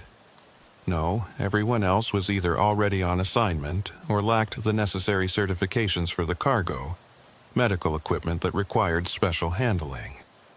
So Orrin had accepted the job, knowing exactly what it meant. He'd be driving the coastal route at night, in December, with Portage Bridge directly in his path. His only consolation was that the weather forecast looked clear. No storms predicted, just cold and calm. Maybe, he thought, if conditions didn't match that night in 1958, nothing would happen. Maybe he could cross without incident. He left at 4 p.m., giving himself plenty of buffer time. The rig was loaded with hospital equipment. Imaging machines, surgical tools, monitoring devices, all of it worth more than Oren's annual salary. He'd done the pre-trip inspection twice, checking every strap and seal, making sure nothing could shift in transit. The drive started smoothly. The sun set around 5:30, and Oren continued east into the darkness, his headlights cutting through the night. The roads were clear and dry, the temperature hovering just below freezing. He made good time, stopping once for fuel and a quick bathroom break, then pushing on toward the coast. He reached the Lake Superior shoreline around 8 p.m. The moon was nearly full, casting silver light across the frozen landscape. The lake stretched out to his right, vast and dark, with ice formations along the shore that glittered in the moonlight. It was beautiful in a stark, lonely way, the kind of beauty that reminded you how small and insignificant you were in the face of nature's scale. Oren turned on the CB, keeping the volume low, listening to the scattered chatter of other truckers on the road. Most of it was mundane: weather reports, traffic updates, complaints about dispatchers and tight schedules. Normal, grounding. He let the voices wash over him, a reminder that he wasn't alone out here. At 9:15 he saw the sign, Portage Bridge, 5 miles. His hands tightened on the wheel. This was it. In 5 minutes he'd be approaching the bridge. In daylight he'd crossed it without serious incident, just the words in the snow and the voice on the CB. At night, though, that was when things got dangerous. That was when Mavis O'Rourke's presence was strongest. Oren checked the time, 9:17 p.m. If he maintained his current speed, he'd reach the bridge around 9:22. Cross it in 2 minutes, maybe 3. Be on the other side by 9:25, quick and clean. No lingering, no stopping, no investigating. Just drive across and keep going. The CB crackled. Eastbound traffic, be advised. Portage Bridge is clear. All systems normal. A standard traffic update. Nothing unusual. Oren keyed the handset. Copy that. This is eastbound commercial approaching Portage. Any other traffic in the area? Silence. Then, negative, eastbound. You're the only one showing on this stretch. Roads are quiet tonight. Copy. Thanks. Oren hung up the handset and focused on the road. He could see the glow of the bridge lights now, a faint yellow haze above the tree line. His pulse was starting to quicken, his breathing getting shallow. He forced himself to stay calm. It was just a bridge, steel and concrete, nothing more. He crested the hill and the bridge came into full view. The barriers were up. The deck was level. The control house sat at the center of the span, its windows dark, just like they should be at this hour. Everything looked normal, exactly as it should. Oren eased the rig down the approach, his speed dropping to 40, then 35. The deck was clear, no ice visible, no obstacles. The moonlight made everything look surreal, casting sharp shadows from the bridge's framework that stretched across the roadway like dark fingers. He was 50 feet from the bridge entrance when the CB crackled again. Shift change at midnight. Oren's blood ran cold. The voice was faint, threaded with static, but unmistakable. The same flat, procedural tone he'd heard 3 weeks ago. Mavis O'Rourke, logging her shift notes into the void. He grabbed the handset, his heart pounding. Who is this? Identify yourself. The voice continued, ignoring him. Barrier malfunction logged. Awaiting maintenance. Deck inspection incomplete. Oren's eyes darted to the control house. The windows were still dark. No lights, no movement, but the voice on the CB was clear, getting stronger as he approached the bridge. He had a choice. He could stop, turn around, refuse to cross, take the inland route and deal with the consequences. A late delivery, an angry client, maybe even a reprimand from the company. Or he could push forward, cross quickly, and hope that speed would protect him from whatever haunted this bridge. Oren made his decision. He pressed down on the accelerator and drove onto the bridge. The moment the front tires touched the deck, the temperature in the cab dropped. Not gradually, but instantly, like someone had opened a freezer door. Oren could see his breath fogging in front of his face, and frost began forming on the inside of the windshield. The heater was still running full blast, but it made no difference. The cold was absolute, invasive, seeping into his bones. The CB hissed and crackled, the voice becoming clearer. Relief scheduled for 0800. Conditions deteriorating. Wind from the northwest at 30 knots. Oren kept his eyes on the road ahead, forcing himself not to look at the control house as he passed. But in his peripheral vision, he could see lights. The windows were glowing now, that same flickering yellow he'd seen before. And through the glass, shadows moved. Multiple figures, pacing back and forth inside the small building. Not real, Oren muttered to himself. Just echoes, not real. The voice on the CB shifted, the tone becoming more urgent. Cannot leave post. Waiting for relief. Procedure requires... Oren was halfway across now. The control house was directly to his right, maybe 20 feet away.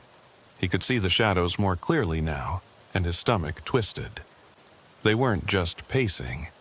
They were gathering at the windows, pressing against the glass, watching his rig pass. And then, impossibly, he heard a knock. 3 sharp raps against the passenger door of his cab. Oren's head snapped to the right. There was nothing there. Just the dark expanse of the bay and the ice-covered water below. But the knock came again. 3 times. Deliberate, insistent. The CB voice fragmented, multiple voices overlapping now. Shift change, midnight, waiting. Relief never came. Cold, so cold. Can't leave. Procedure. Oren's hands were shaking on the wheel. He wanted to floor it, race off this bridge at maximum speed, but he forced himself to maintain a steady pace. Sudden acceleration on icy bridge decks was a recipe for disaster.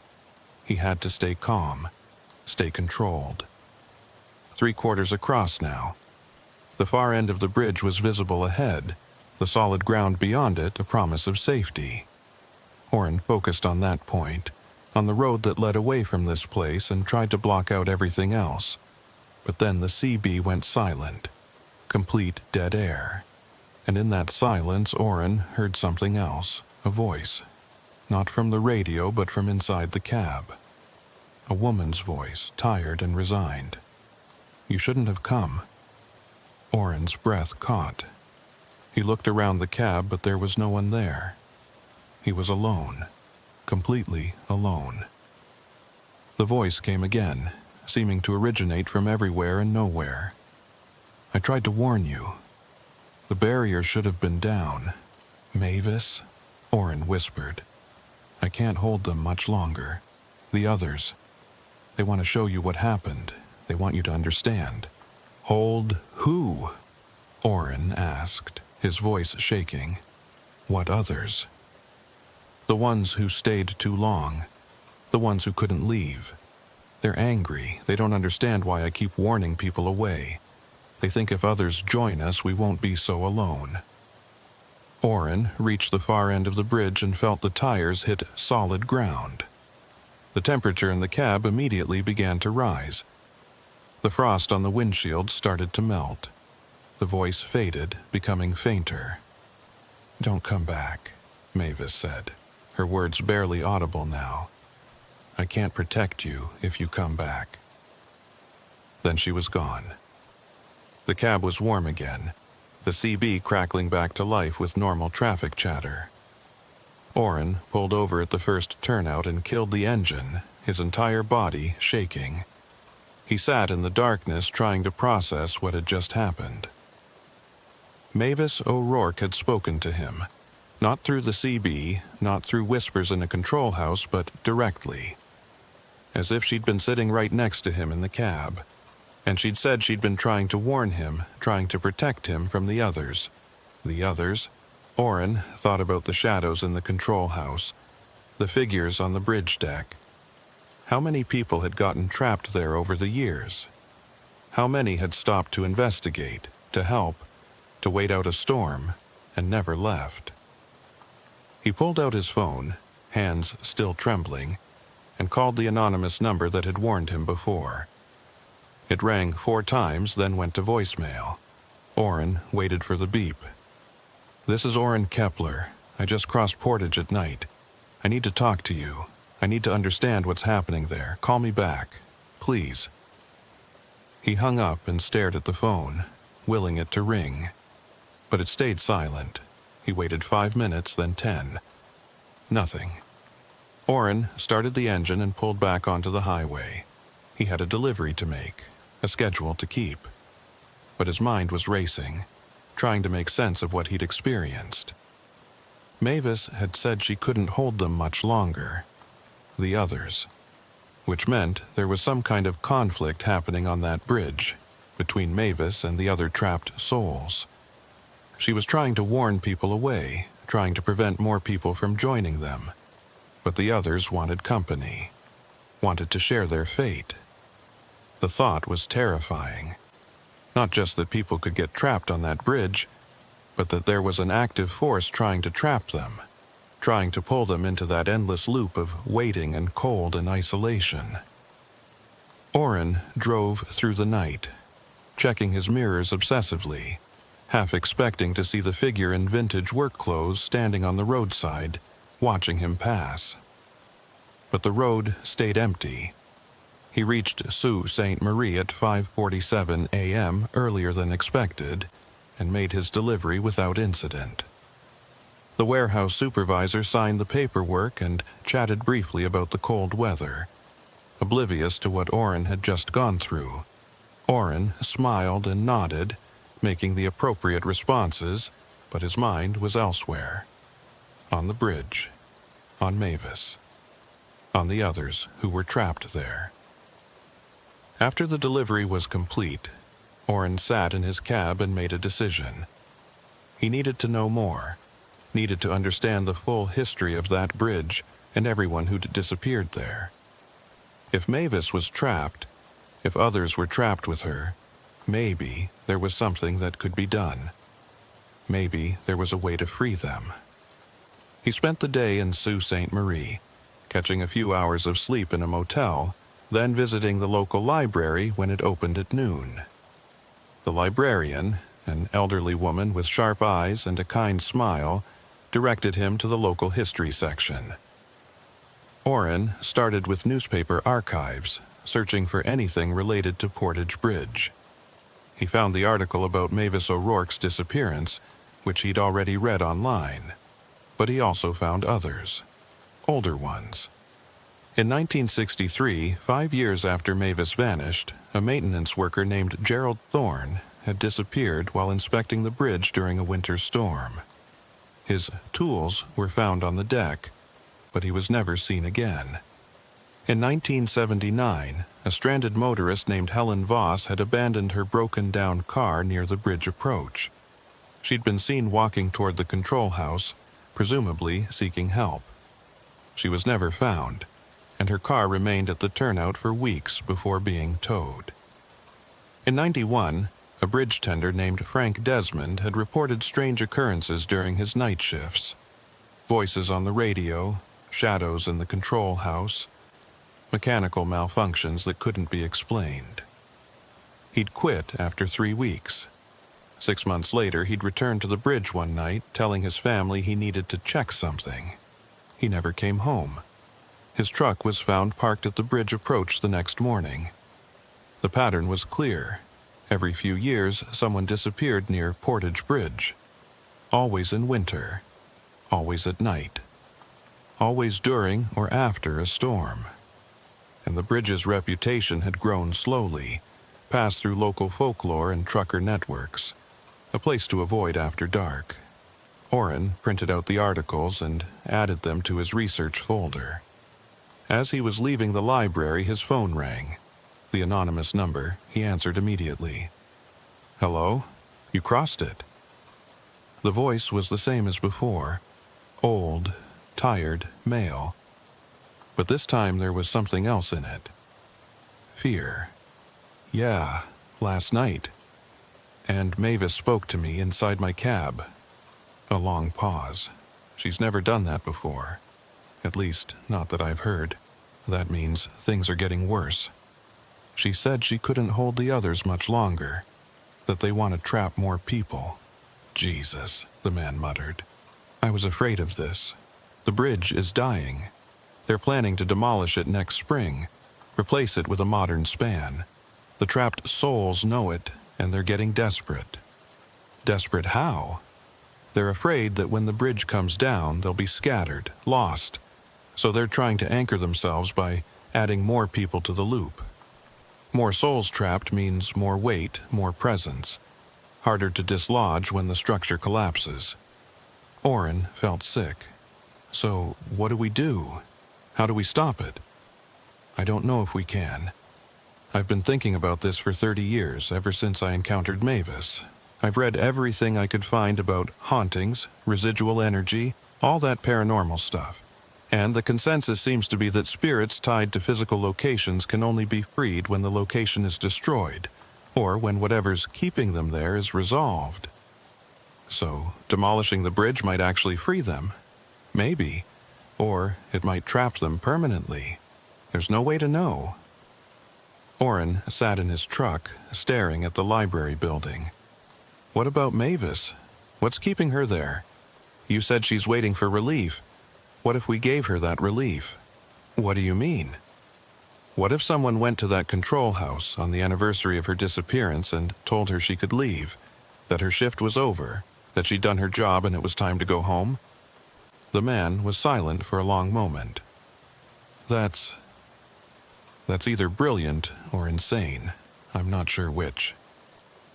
November 14th, Orrin said. That's when she disappeared. That's 11 months away. You're talking about going back there, at night, during a storm, on the exact date when the bridge is most active. That's suicide. Maybe.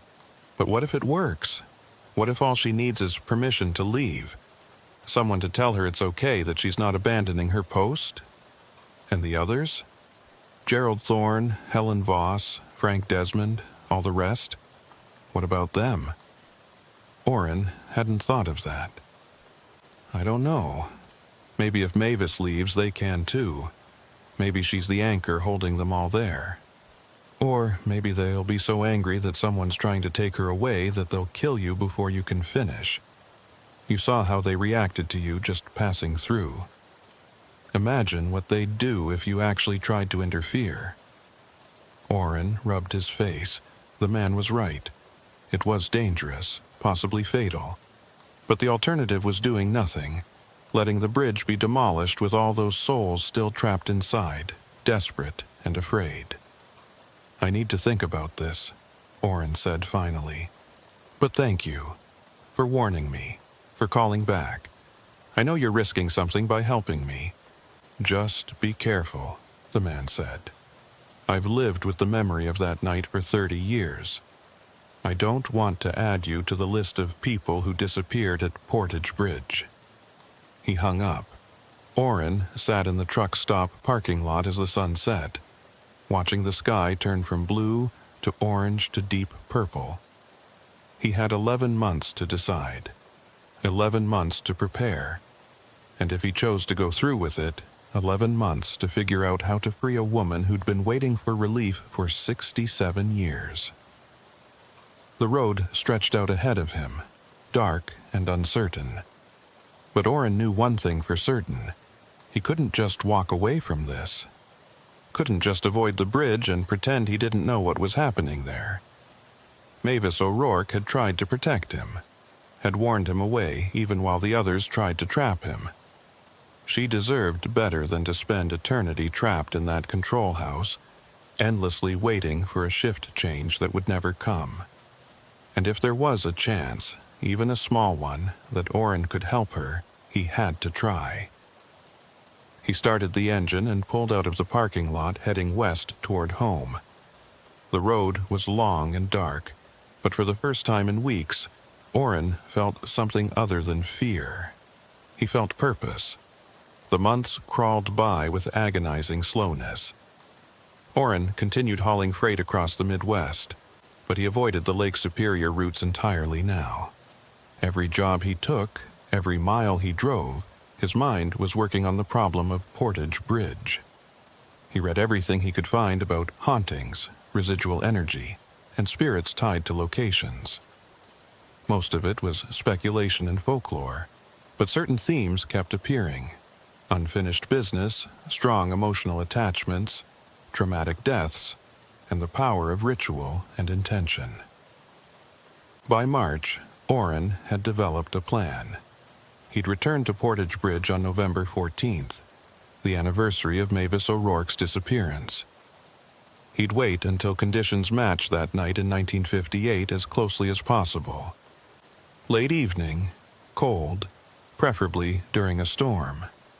Then he'd go to the control house and speak to Mavis directly, giving her permission to leave her post, to abandon the shift that had trapped her for nearly 7 decades. But he wouldn't go alone. The anonymous caller, who'd eventually identified himself as Raymond, a retired trucker living in Wisconsin, had agreed to help. They'd spoken on the phone a dozen times over the spring and summer, comparing notes, refining the approach. Raymond was convinced that Orrin's plan had merit, but he was also terrified of what might happen if the other trapped souls interfered. "You need to understand something," Raymond had said during one of their calls. "Mavis is the strongest presence on that bridge because she was the first. She's been there the longest and her attachment is the deepest. But the others, Gerald, Helen, Frank, and whoever else is trapped there, they're desperate. They've been isolated for years, some for decades. If they think you're trying to take Mavis away from them, they'll fight back." "How?" Orrin had asked. "What can they actually do?" "I don't know exactly. But Frank Desmond went back to that bridge voluntarily, remember? He quit his job because of what he experienced there, but something pulled him back. Something convinced him to return, and he never left. That tells me they have some kind of influence, some way of manipulating people's thoughts or decisions." The thought had haunted Orrin. What if he got to the bridge and found himself unable to leave? What if the voices and the cold and the overwhelming sense of isolation convinced him to stay, to join them in their endless vigil? By October, Orrin had made his preparations. He'd filed for a week of personal time starting November 13th. He'd stocked his rig with supplies, extra food, water, blankets, a portable heater, flares, and a satellite phone with GPS tracking. He'd written letters to his sister and his ex-wife, sealed them, and left them with Raymond with instructions to mail them if he didn't return by November 16th. He'd also done something else. He'd tracked down Mavis O'Rourke's family. It hadn't been easy. Most of her immediate relatives were dead, and those who remained had scattered across the country. But he'd finally located a nephew, Thomas O'Rourke, living in a nursing home in Green Bay. Thomas was 91 years old, his memory fading, but he remembered his Aunt Mavis clearly. She was kind, Thomas had told Orrin during their phone conversation. Responsible. She took that job seriously, you know. Bridge tender wasn't glamorous work, but she treated it like it mattered. She'd tell us stories about the ships that came through, the crews she'd talked to on the radio. She loved that bridge. "Do you know what happened to her?" Orrin had asked gently. "No, nobody does. The police investigated, but there was nothing. No body, no evidence. She just vanished, My mother, Mavis's sister, always believed something had happened on that bridge. An accident, maybe, or foul play. But there was never any proof. If you could tell Mavis something now, what would it be? Thomas had been quiet for a long moment. I'd tell her we missed her, that we never forgot her, and that it's okay to rest now. She doesn't have to keep working, she can come home. Orrin had written down those words, Thomas's exact phrasing. He'd committed them to memory, rehearsing them over and over. Because when he stood in that control house and spoke to Mavis O'Rourke, those were the words he'd use. Words from her family, releasing her from her duty. November 14th arrived cold and clear. Orrin had hoped for a storm, for conditions that would match 1958. But the weather forecast showed nothing more than light winds and temperatures in the 20s. He'd considered waiting for worse weather, but Raymond had talked him out of it. The anniversary is what matters, Raymond had said. The date itself has power. That's when her presence will be strongest, when she'll be most able to hear you and respond. Don't wait for perfect conditions. Just go. So Orrin had loaded his rig with a false cargo, empty pallets and crates, enough weight to make the trip look legitimate if anyone checked, and headed east from his apartment in Minneapolis. Raymond was driving up from Wisconsin, planning to meet Orrin at a truck stop 10 miles west of the bridge at 8 p.m. They'd approach together, 2 rigs instead of 1, hoping that mutual support would provide some protection against whatever waited on that span. The drive east was uneventful. Orrin listened to music, to podcasts, to anything that would keep his mind occupied and prevent him from overthinking what he was about to do. But as the sun set and he entered the Lake Superior region, the nervousness kicked in. His hands were sweaty on the wheel, and his stomach churned with anxiety. He reached the designated truck stop at 7:47 p.m. Raymond's rig was already there, parked under bright fluorescent lights near the building. Orrin pulled in beside it and killed his engine. For a moment, he just sat there, staring at Raymond's truck. This was real. This was actually happening. In less than an hour, he'd be standing in that control house, trying to free a woman who'd been dead for 67 years. He climbed out of his cab and walked over to Raymond's rig. The older man was already stepping down, moving slowly and stiffly. He was in his 70s now, gray-haired and weathered, but his eyes were sharp and alert. "You ready for this?" Raymond asked. "No," Orrin admitted. "But I don't think I'll ever be ready, so we might as well go." Raymond nodded. "I've been thinking about this day for 30 years. Part of me never believed it would actually come, but here we are." They went into the truck stop and got coffee, sitting at a booth near the window where they could see their rigs. Other truckers came and went, oblivious to what Orrin and Raymond were planning. Normal people going about their normal jobs, while 2 men prepared to confront the supernatural on a frozen bridge. At 8:30, they paid their bills and walked back to the rigs. The temperature had dropped into the teens, and their breath bogged in the cold air. The sky was clear, stars visible between scattered clouds, and the moon was waning but still bright enough to cast shadows. "Remember the plan," Raymond said. "We park before the bridge approach, walk in together, and you do the talking. I'm there for support, nothing more. If things go wrong, if we feel threatened, we leave immediately. No heroics." "Understood," Orrin said. They climbed into their respective rigs and pulled out of the truck stop in convoy, Raymond leading. The road to Portage Bridge was dark and empty, no other traffic visible. As they drove, Orrin kept his eyes on Raymond's taillights, using them as a focal point to keep his mind from spiraling into fear. They reached the bridge approach at 8:52 p.m. Raymond pulled over at the same turnout where Orrin had stopped months ago, and Orrin parked behind him. They killed their engines and climbed out, the sudden silence oppressive after hours of road noise. The bridge stretched ahead of them, illuminated by regularly spaced lights along its length. The control house sat at the center, dark and silent. The bay below was partially frozen, sheets of ice extending from both shores with open water visible in the middle. Everything looked normal. Peaceful, even. "You feel anything?" Raymond asked quietly. Oren concentrated. There was something in the air, a tension or expectancy that he couldn't quite name, but nothing overtly threatening. Not yet. "It's still early. Mavis disappeared around midnight, according to the reports. We might need to wait." They decided to wait in Raymond's rig, which had a more comfortable sleeper cab and a better heater. They climbed in and settled onto the bunk, speaking in low voices, comparing observations and steeling their nerves. At 9:30, the temperature began to drop. Not outside. Inside the cab. Raymond noticed it first, his breath suddenly visible. He reached for the heater controls, but before he could adjust them, Oren grabbed his arm. "Don't. It's starting." They watched in silence as frost began to form on the windows, spreading in delicate patterns from the edges toward the center. Outside, the bridge lights flickered once, twice, then steadied.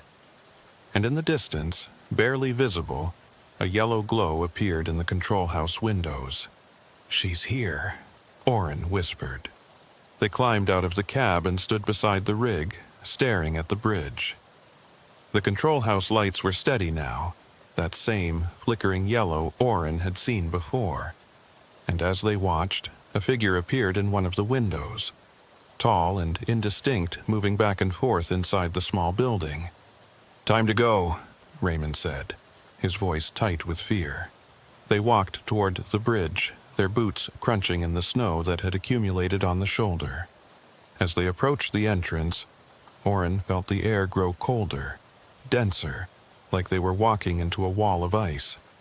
His lungs ached with each breath, and his exposed skin burned from the cold.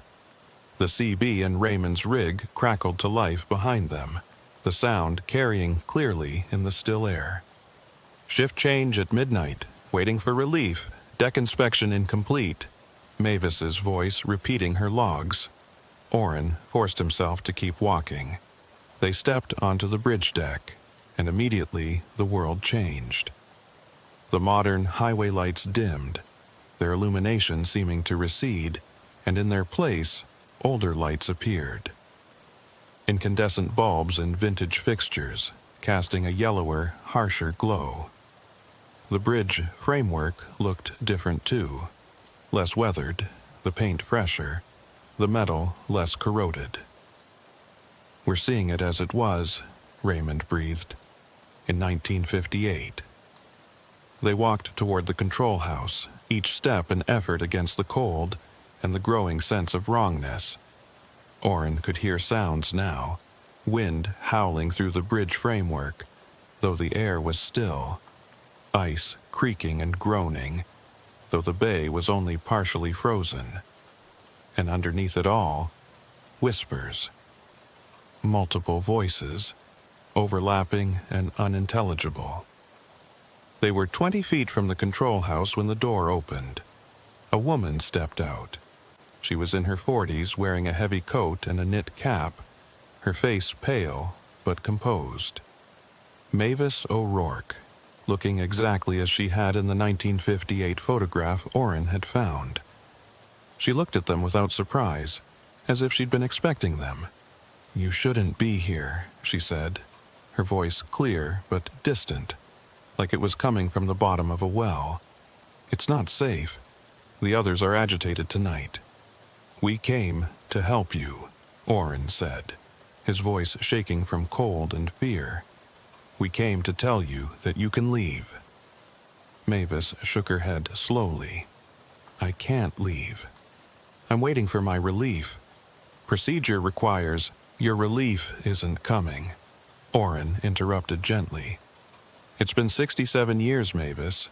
November 14th, 1958 was the last night you worked. You've been waiting all this time, but you don't have to anymore." She stared at him, confusion crossing her pale features. 67 years? That's not... I've only been here for a few hours.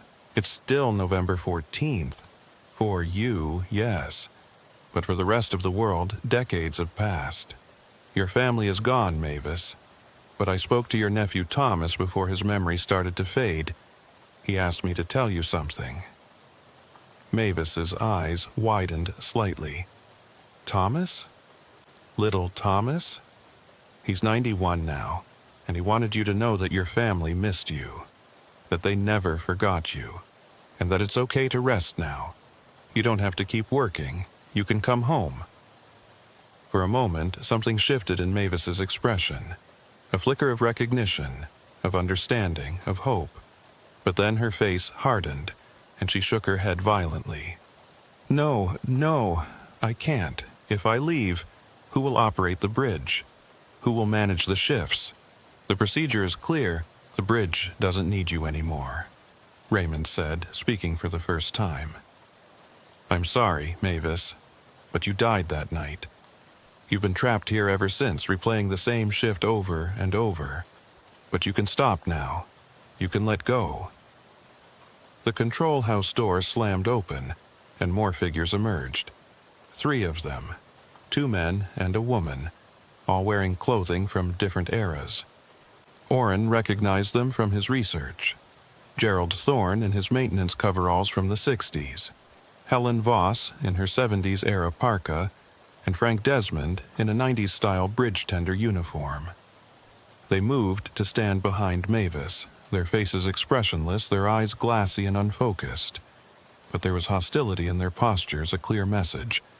Leave her alone. You can't have her, Gerald said, his voice flat and mechanical. She's ours. We need her. She's the only thing keeping us together, Helen added. If she leaves, we'll scatter. We'll be alone. You're already alone, Orrin said, trying to keep his voice steady. All of you are trapped in your own moments, your own traumas. Mavis is trapped waiting for relief. Gerald, you're trapped in whatever happened during your inspection. Helen, Frank, the same. You're not really together. You're just haunting the same space. Shut up, Frank snarled, his face twisting with anger. You don't know what it's like, the cold, the silence, the endless waiting. At least, when we're near each other, we're not completely alone. If Mavis leaves, that connection breaks. Then leave with her, Raymond said. All of you. Whatever's keeping you here, let it go. Find peace. The 3 figures laughed, a harsh, bitter sound that echoed across the frozen bay. Peace, Gerald said. We tried to leave. We can't. We're bound to this bridge, to our deaths. The only way we could ever escape is if... He stopped abruptly, and all 3 figures turned their heads in unison, looking at something behind Orrin and Raymond. The 2 men spun around. Standing on the bridge deck, blocking their path back to the rigs, was another figure. This one was different from the others. Larger, more solid-looking, and radiating a palpable sense of malevolence. It wore a heavy coat and a foreman's hat, and its face was twisted in a permanent expression of rage. That's not possible, Raymond whispered. That's Callahan, Mavis said quietly. The construction foreman. He died during the bridge building in 1953. He was the first. The figure, Callahan, began walking toward them, each step deliberate and threatening. You shouldn't have come here, it said, its voice like grinding metal. This bridge is mine. These souls are mine. And now you'll join them. Orrin felt panic rising in his chest. This was worse than he'd imagined. Not just trapped souls looking for companionship, but something darker, something actively malevolent. A spirit that didn't just haunt the bridge, it claimed it, owned it. Run, Raymond said urgently. Run now. But before they could move, the bridge itself seemed to respond. The deck beneath their feet tilted slightly, throwing them off balance. The framework groaned and creaked, sounds that shouldn't be possible from a stable structure. And the temperature dropped even further, so cold that Orrin felt his lungs seizing, unable to draw breath. Mavis stepped forward, positioning herself between them and Callahan. "No," she said firmly. "You can't have them. They came to help, not to harm." Callahan's expression twisted further. "You dare defy me? I made you what you are. I gave you purpose. Without me, you're nothing." "You didn't make me," Mavis said, her voice growing stronger. "You trapped me. You and this cursed bridge. I stayed because I thought it was my duty, my responsibility. But it wasn't. It was your manipulation, your need to collect souls to feed your anger." She turned to face Orrin and Raymond, and for the first time, her expression was clear and focused. "You were right. I can leave. I should have left 67 years ago, but I was afraid.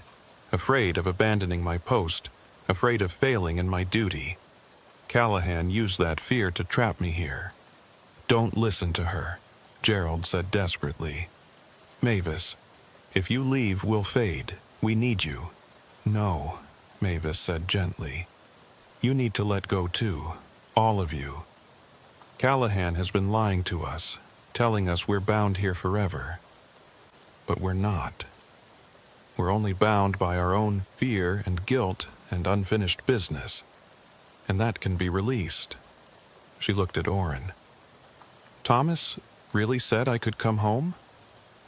Orrin nodded, tears freezing on his cheeks. "He did. Your family loved you, Mavis. They want you to rest." Mavis smiled, a genuine expression that made her face look younger, more alive. "Then I'm going home. My shift is over." She turned and walked toward the edge of the bridge, toward the railing overlooking the frozen bay. Callahan roared and lunged toward her, but she was faster. She climbed onto the railing, balanced there for a moment, and looked back at the other trapped souls. "You can all leave too. Just let go. Stop replaying your deaths and choose to move on." Then she stepped off the railing and fell into the darkness below. The effect was immediate and catastrophic.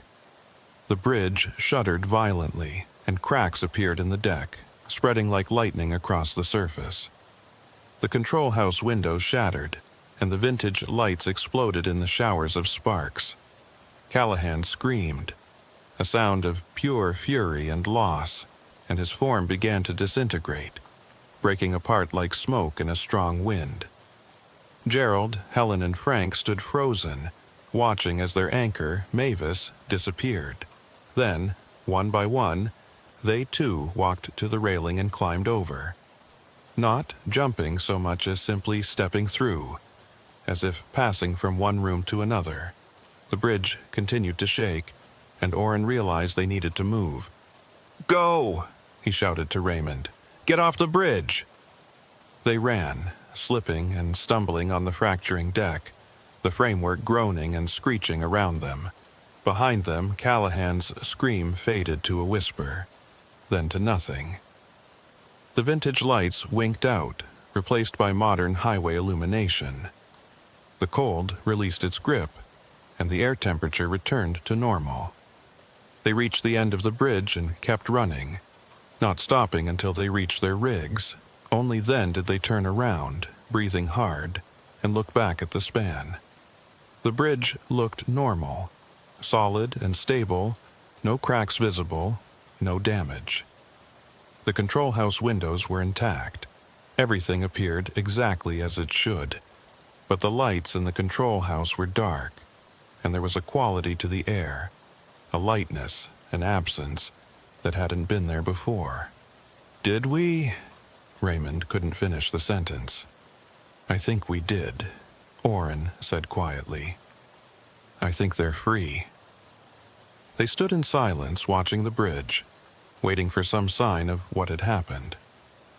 After 10 minutes, Orrin's phone buzzed. A text message from an unknown number. Thank you. That was all. Just 2 words. But Orrin knew who had sent it. He showed the message to Raymond, who nodded slowly. Mavis, Raymond said. She's saying goodbye. Orrin typed a reply. Rest well. Your shift is over. The message marked as delivered but never read, and somehow that felt right. They climbed into Raymond's rig and sat in the warm cab, processing what they'd experienced. Neither of them felt like driving yet, so they just sat, occasionally glancing at the bridge, making sure it was still there, still solid. What about Callahan? Raymond asked finally. Do you think he's gone too? I don't know, Orrin admitted. But I think when Mavis left, she broke his hold. He was feeding off the trapped souls, using them to anchor himself here. Without them, he had nothing left. So the bridge is clean now, free of ghosts. Maybe. Or maybe there are others we don't know about. But the main presences, Mavis and the others, I think they're gone. They sat for another hour, then decided it was safe to leave. Raymond started his engine and pulled onto the highway, heading west toward Wisconsin. Orrin followed in his own rig, taking one last look at Portage Bridge in his mirror. It looked smaller somehow, less imposing. Just a bridge, nothing more. Over the following weeks, Orrin kept watch on news from the region, looking for any reports of strange occurrences at Portage Bridge. But there was nothing. The bridge operated normally, the barriers functioning properly. No reports of voices or apparitions or unexplained cold spots. In February, he received a letter from Thomas O'Rourke's nursing home. Thomas had passed away peacefully in his sleep on November 15th, the day after Orrin had gone to the bridge. The letter included a note that Thomas had left, to be sent to Orrin in the event of his death. Thank you for finding my aunt and bringing her home. I dreamed about her the night before I died. She was young and happy, and she told me she was finally free. She asked me to tell you that you gave her a gift she thought she'd never have, the chance to rest. Thank you. Orrin folded the letter carefully and placed it in his research folder, along with all the articles and notes he'd collected about Portage Bridge. He didn't know if he'd ever drive past that bridge again. The state had announced that demolition was still scheduled for spring, and the new span would be operational by summer. When that new bridge opened, Orrin made a point of crossing it during the day. The structure was modern and efficient, all concrete and steel, with digital controls and automated barriers. No control house, no bridge tender, just sensors and computers managing the lift mechanism. As he drove across, Orrin looked down at the water below. The old bridge pilings were still visible, dark shapes beneath the surface. But there was no sense of presence, no feeling of being watched. Just water and ice, and the normal natural cold of a northern winter. He reached the far side and continued east, following his route to Sault Ste. Marie. The road stretched ahead, familiar and routine. And for the first time in a year, Orrin felt at peace. Mavis O'Rourke was home. Her endless shift was over. And somewhere, he hoped, she was resting in the warmth and light she'd been denied for so long. The bridge was just a bridge now, and that was exactly how it should be. The suspension bridge over the Red River looked like it was made of glass. That's what Deacon Hollis thought as he approached it just past midnight, his headlights catching the ice-covered roadway and turning it into a ribbon of polished obsidian. 23 years of trucking, and he'd never seen black ice quite like this. The bridge deck gleamed under the moonlight, smooth and reflective, almost beautiful in its treachery. Deacon had left Fargo 6 hours earlier with a load of agricultural equipment bound for a farm co-op outside Oklahoma City. The overnight route would put him there by dawn if he kept moving, and the pay was good enough that he'd volunteered for the run despite the weather forecast. Light, freezing rain, they'd said. Nothing he couldn't handle. But this wasn't light. This was a sheet of ice thick enough to see his own distorted reflection in the roadway as his rig crawled forward at 20 miles per hour. The suspension cables rose on either side like frozen spider silk, and the river below was invisible in the darkness. A void that seemed to swallow sound and light equally. Deacon was halfway across when he saw the other truck. It was ahead of him, maybe 300 feet, a big rig identical to his own in almost every way. Same model year, same color scheme, even the same style of trailer. It sat motionless in the right lane, hazard lights flashing in a slow hypnotic rhythm. No damage visible. No reason for it to be stopped in the middle of a bridge. Deacon keyed his CB. Eastbound truck on the Red River Bridge. You need assistance. Static. He tried again. This is westbound commercial approaching your position. Everything okay up there? Nothing, just the hiss of dead air. Deacon frowned and slowed further, bringing his rig down to 15 miles per hour. The ice made maneuvering treacherous, and he didn't want to risk sliding into the stopped vehicle. As he got closer, he could see more details. The truck's engine was running. He could see exhaust vapor rising from the stack, but there was no one in the cab. The driver's door was closed, windows dark. Deacon pulled up alongside, leaving plenty of space between the rigs, and set his air brakes. He grabbed his flashlight and climbed down carefully, his boots finding minimal purchase on the icy deck. The cold hit him immediately, a sharp wind blowing across the open expanse of the bridge that cut through his jacket like it wasn't there. He walked over to the other truck, his flashlight beam sweeping across the cab. Empty, definitely empty.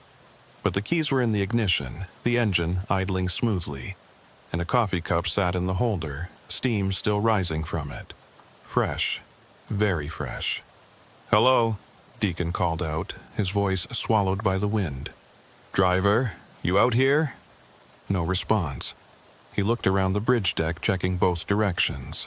No footprints in the thin layer of snow and ice that had accumulated on the walkway. No sign that anyone had climbed out of the truck.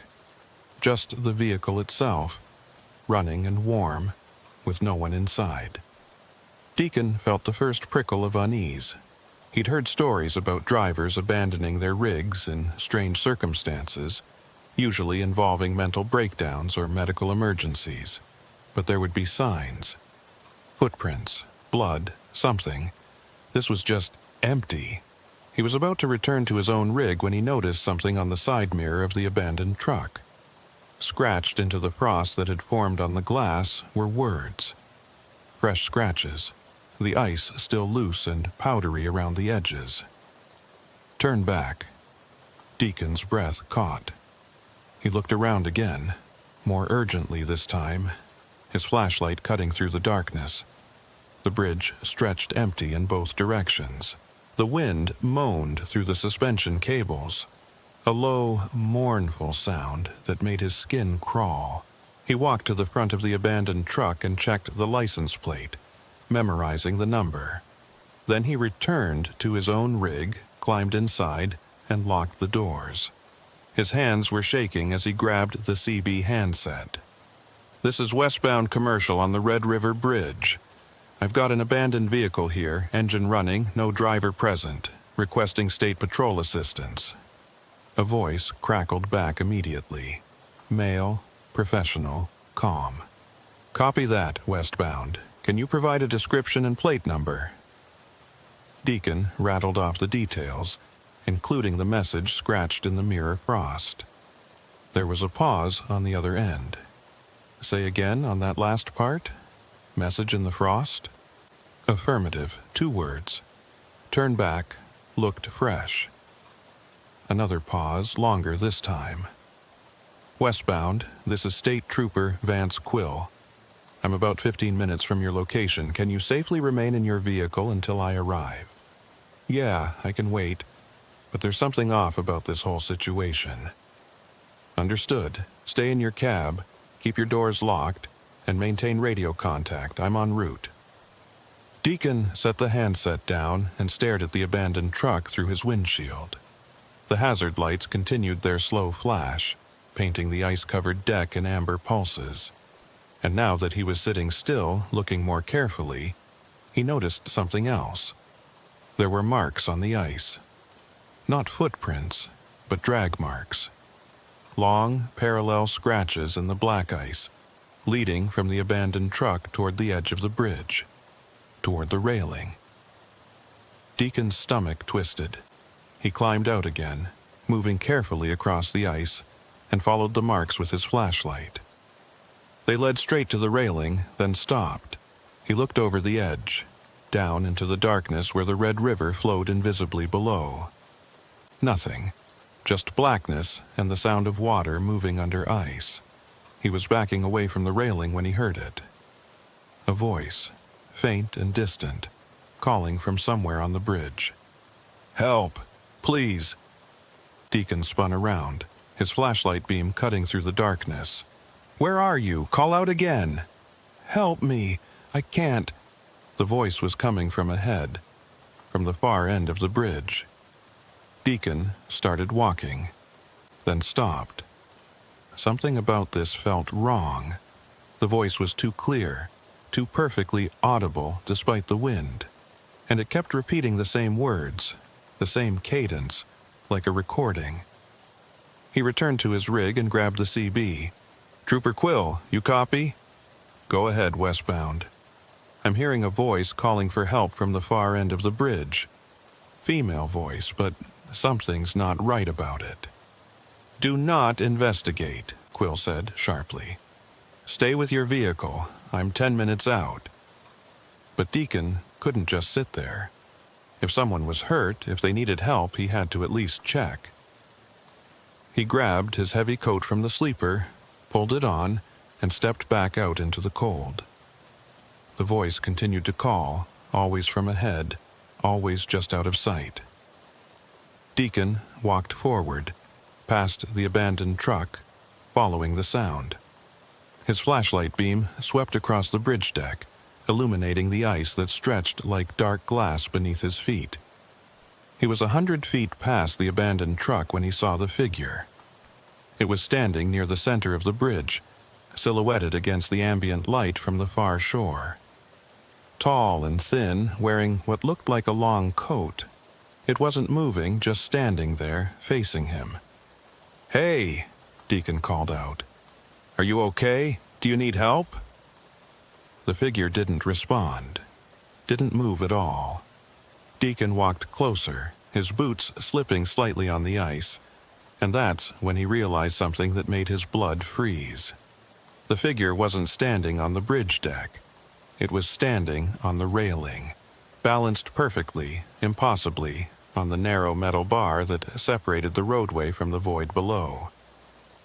Deacon stopped walking. "Sir? Ma'am? You need to come down from there. It's not safe." The figure turned its head slowly, looking at him. Even from 30 feet away, Deacon could see that something was wrong with its face. Too pale, too smooth, like a mannequin. And then it spoke, and the voice was the same one he'd been following. "Help me. I can't get down. I've been here so long." "How long?" Deacon asked, his voice shaking. He didn't know why he was engaging in conversation with this thing, but words kept coming. "How long have you been up there?" "Since the accident, since the ice, since I couldn't stop." Deacon's mind raced. An accident. Someone who'd crashed on this bridge, maybe gone over the railing. But that didn't explain why this figure was standing on the railing now, perfectly balanced, looking like it hadn't aged a day. Behind him, he heard the sound of an engine approaching. Headlights swept across the bridge, and a state patrol cruiser pulled up near Deacon's rig. A door opened and closed, and footsteps crunched on the ice. "Don't move," a voice called out. Trooper Quill, presumably, though Deacon didn't turn to look. He couldn't take his eyes off the figure on the railing. The trooper approached, flashlight in hand, and stopped beside Deacon. "Jesus," he breathed. "Is that?" You see it too? Deacon asked. Yeah, I see it. They stood in silence for a moment, both staring at the impossible figure balanced on the railing. Then Quill keyed his radio. Dispatch, I'm on scene at the Red River Bridge. I need you to pull any accident reports from this location. Go back 5 years, maybe 10, looking for fatalities. The radio crackled. Copy, stand by. The figure on the railing shifted slightly, its head tilting. Are you going to help me? We want to help, Quill called out, his voice steady and professional. But you need to come down from there first. Can you do that? I tried. I can't. Every time I try, I fall. And then I'm back here again, always back here. Deacon felt a chill that had nothing to do with the temperature. Trooper, I think we need to leave. Right now. But before Quill could respond, his radio crackled again. Trooper Quill, I've got your information. 3 fatalities on the Red River Bridge in the past decade. 2 separate incidents. First was January 2019, single vehicle accident, driver lost control on black ice and went through the railing. Driver's name was Sarah Klein, age 34. Body recovered 3 days later downstream. Deacon and Quill exchanged a look. Second incident was November 2022.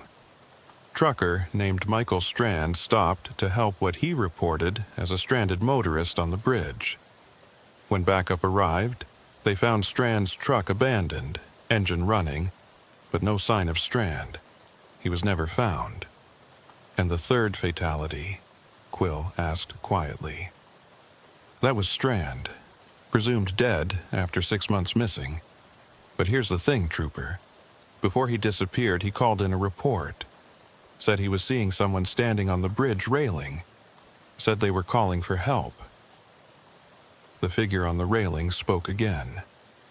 I've been waiting for someone to help me down, but no one ever does. They try, and then they fall, and then I'm alone again. Deacon's hand moved to Quill's arm. We're not helping her down, we're leaving, now. But as they turned to walk back to their vehicles, more figures appeared. They emerged from the shadows between the suspension cables, stepping out onto the deck one by one. 4 of them. 5. 6. All wearing different clothing from different eras, all standing impossibly still on the icy surface. They couldn't stop either, the figure on the railing said. The ice caught them, pulled them over, and now they wait with me. Deacon's heart was hammering in his chest. Trooper, do you have a weapon? Yeah, but I don't think it'll do much good against the dead. Then we run.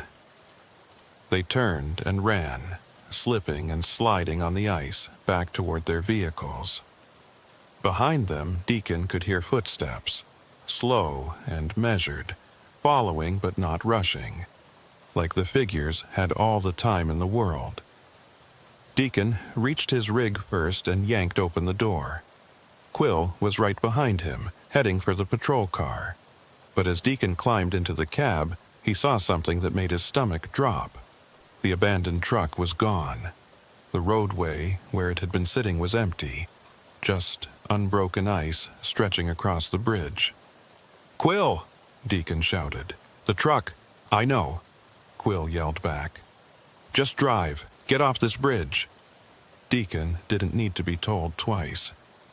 He released the air brakes, shifted into gear, and pressed down on the accelerator as hard as he dared. The tires spun on the ice, then caught, and the rig lurched forward. In his mirror, he could see the figures standing in a line across the bridge deck, watching him leave. And standing in front of them, still balanced on the railing, was the woman who'd called for help. He didn't look back again. He just drove, following the patrol car's flashing lights, both of them racing across the remaining length of the bridge. The suspension cables flashed past like ribs in a skeleton, and then they were off, tires hitting solid asphalt, the bridge receding behind them. Quill pulled over a mile down the road, and Deacon followed. They both climbed out, breathing hard, and stood in the cold night air, staring back at the bridge in the distance. "What the hell was that?" Deacon asked. Quill shook his head. "I don't know, but I'm calling it in. That bridge needs to be closed, at least until we can investigate properly." "It won't matter," Deacon said quietly. "Those things, they're not going anywhere. They're stuck there, on that ice, and they're trying to drag others in to keep them company." Quill looked at him. "You believe that?" "I don't know what I believe anymore. But I know I'm never crossing that bridge again. Not at night, not in winter, not ever." They stood in silence for a moment, watching the distant lights of the bridge. Then Quill's radio crackled. "All units be advised. We're receiving multiple reports of an abandoned vehicle on the Red River Bridge. Caller says it's a semi-truck, engine running, no driver present." Deacon and Quill exchanged a look of horror. "That's impossible," Quill said. "We just left there. There was no truck." But Deacon knew better. He thought about the drag marks on the ice, about the figure on the railing saying it had been waiting so long, about Michael Strand who'd stopped to help and never left. The bridge was collecting people, drawing them in with cries for help, with abandoned vehicles, with anything that would make a decent person stop. And once you stopped, once you tried to help, the ice pulled you in. "We need to warn people," Deacon said. "We need to make sure no one else stops on that bridge." Quill nodded slowly. "I'll call it in. Recommend they post signs, warnings, maybe even close it during ice conditions. And if they don't..." Quill looked at the bridge again, at the lights reflecting off the ice-covered deck. "Then more people are going to disappear. And those figures are going to keep waiting, keep calling, keep trying to fill the loneliness." Deacon climbed back into his rig. His hands were still shaking, and he knew they'd be shaking for a long time. But he had a delivery to make, miles to cover, and a profound desire to be anywhere but here. As he pulled away, he looked in his side mirror one last time. The bridge stretched across the river, dark and gleaming, its ice-covered deck reflecting the moonlight like polished glass. And standing on the railing, barely visible in the distance, was a figure, watching him leave, waiting for the next person who'd be foolish enough to stop. Deacon pressed down on the accelerator and kept driving. He didn't stop until he reached the Oklahoma state line, where he pulled into a 24-hour truck stop and sat in the bright fluorescent light of the parking lot, surrounded by other trucks and other drivers and the comforting normalcy of the road. He called his dispatcher and explained that he'd need to take a different route on the return trip, any route that didn't cross the Red River Bridge. The dispatcher asked why, but Deacon couldn't explain. How do you tell someone that a bridge is haunted? That it collects souls like ice collects on cables? That stopping to help someone might mean you never leave? So he just said the ice was bad, and the dispatcher accepted that. Because ice was a reasonable concern. Ice was something normal people understood. But Deacon knew the truth. And he knew that somewhere on that bridge figures were still waiting, still calling for help, still hoping someone would stop. And he knew that as long as that ice remained, as long as winter came to the Red River, they'd keep waiting. Patient and cold and eternally hungry for company in their frozen vigil. The bridge remembered everyone who'd fallen, and it wanted more.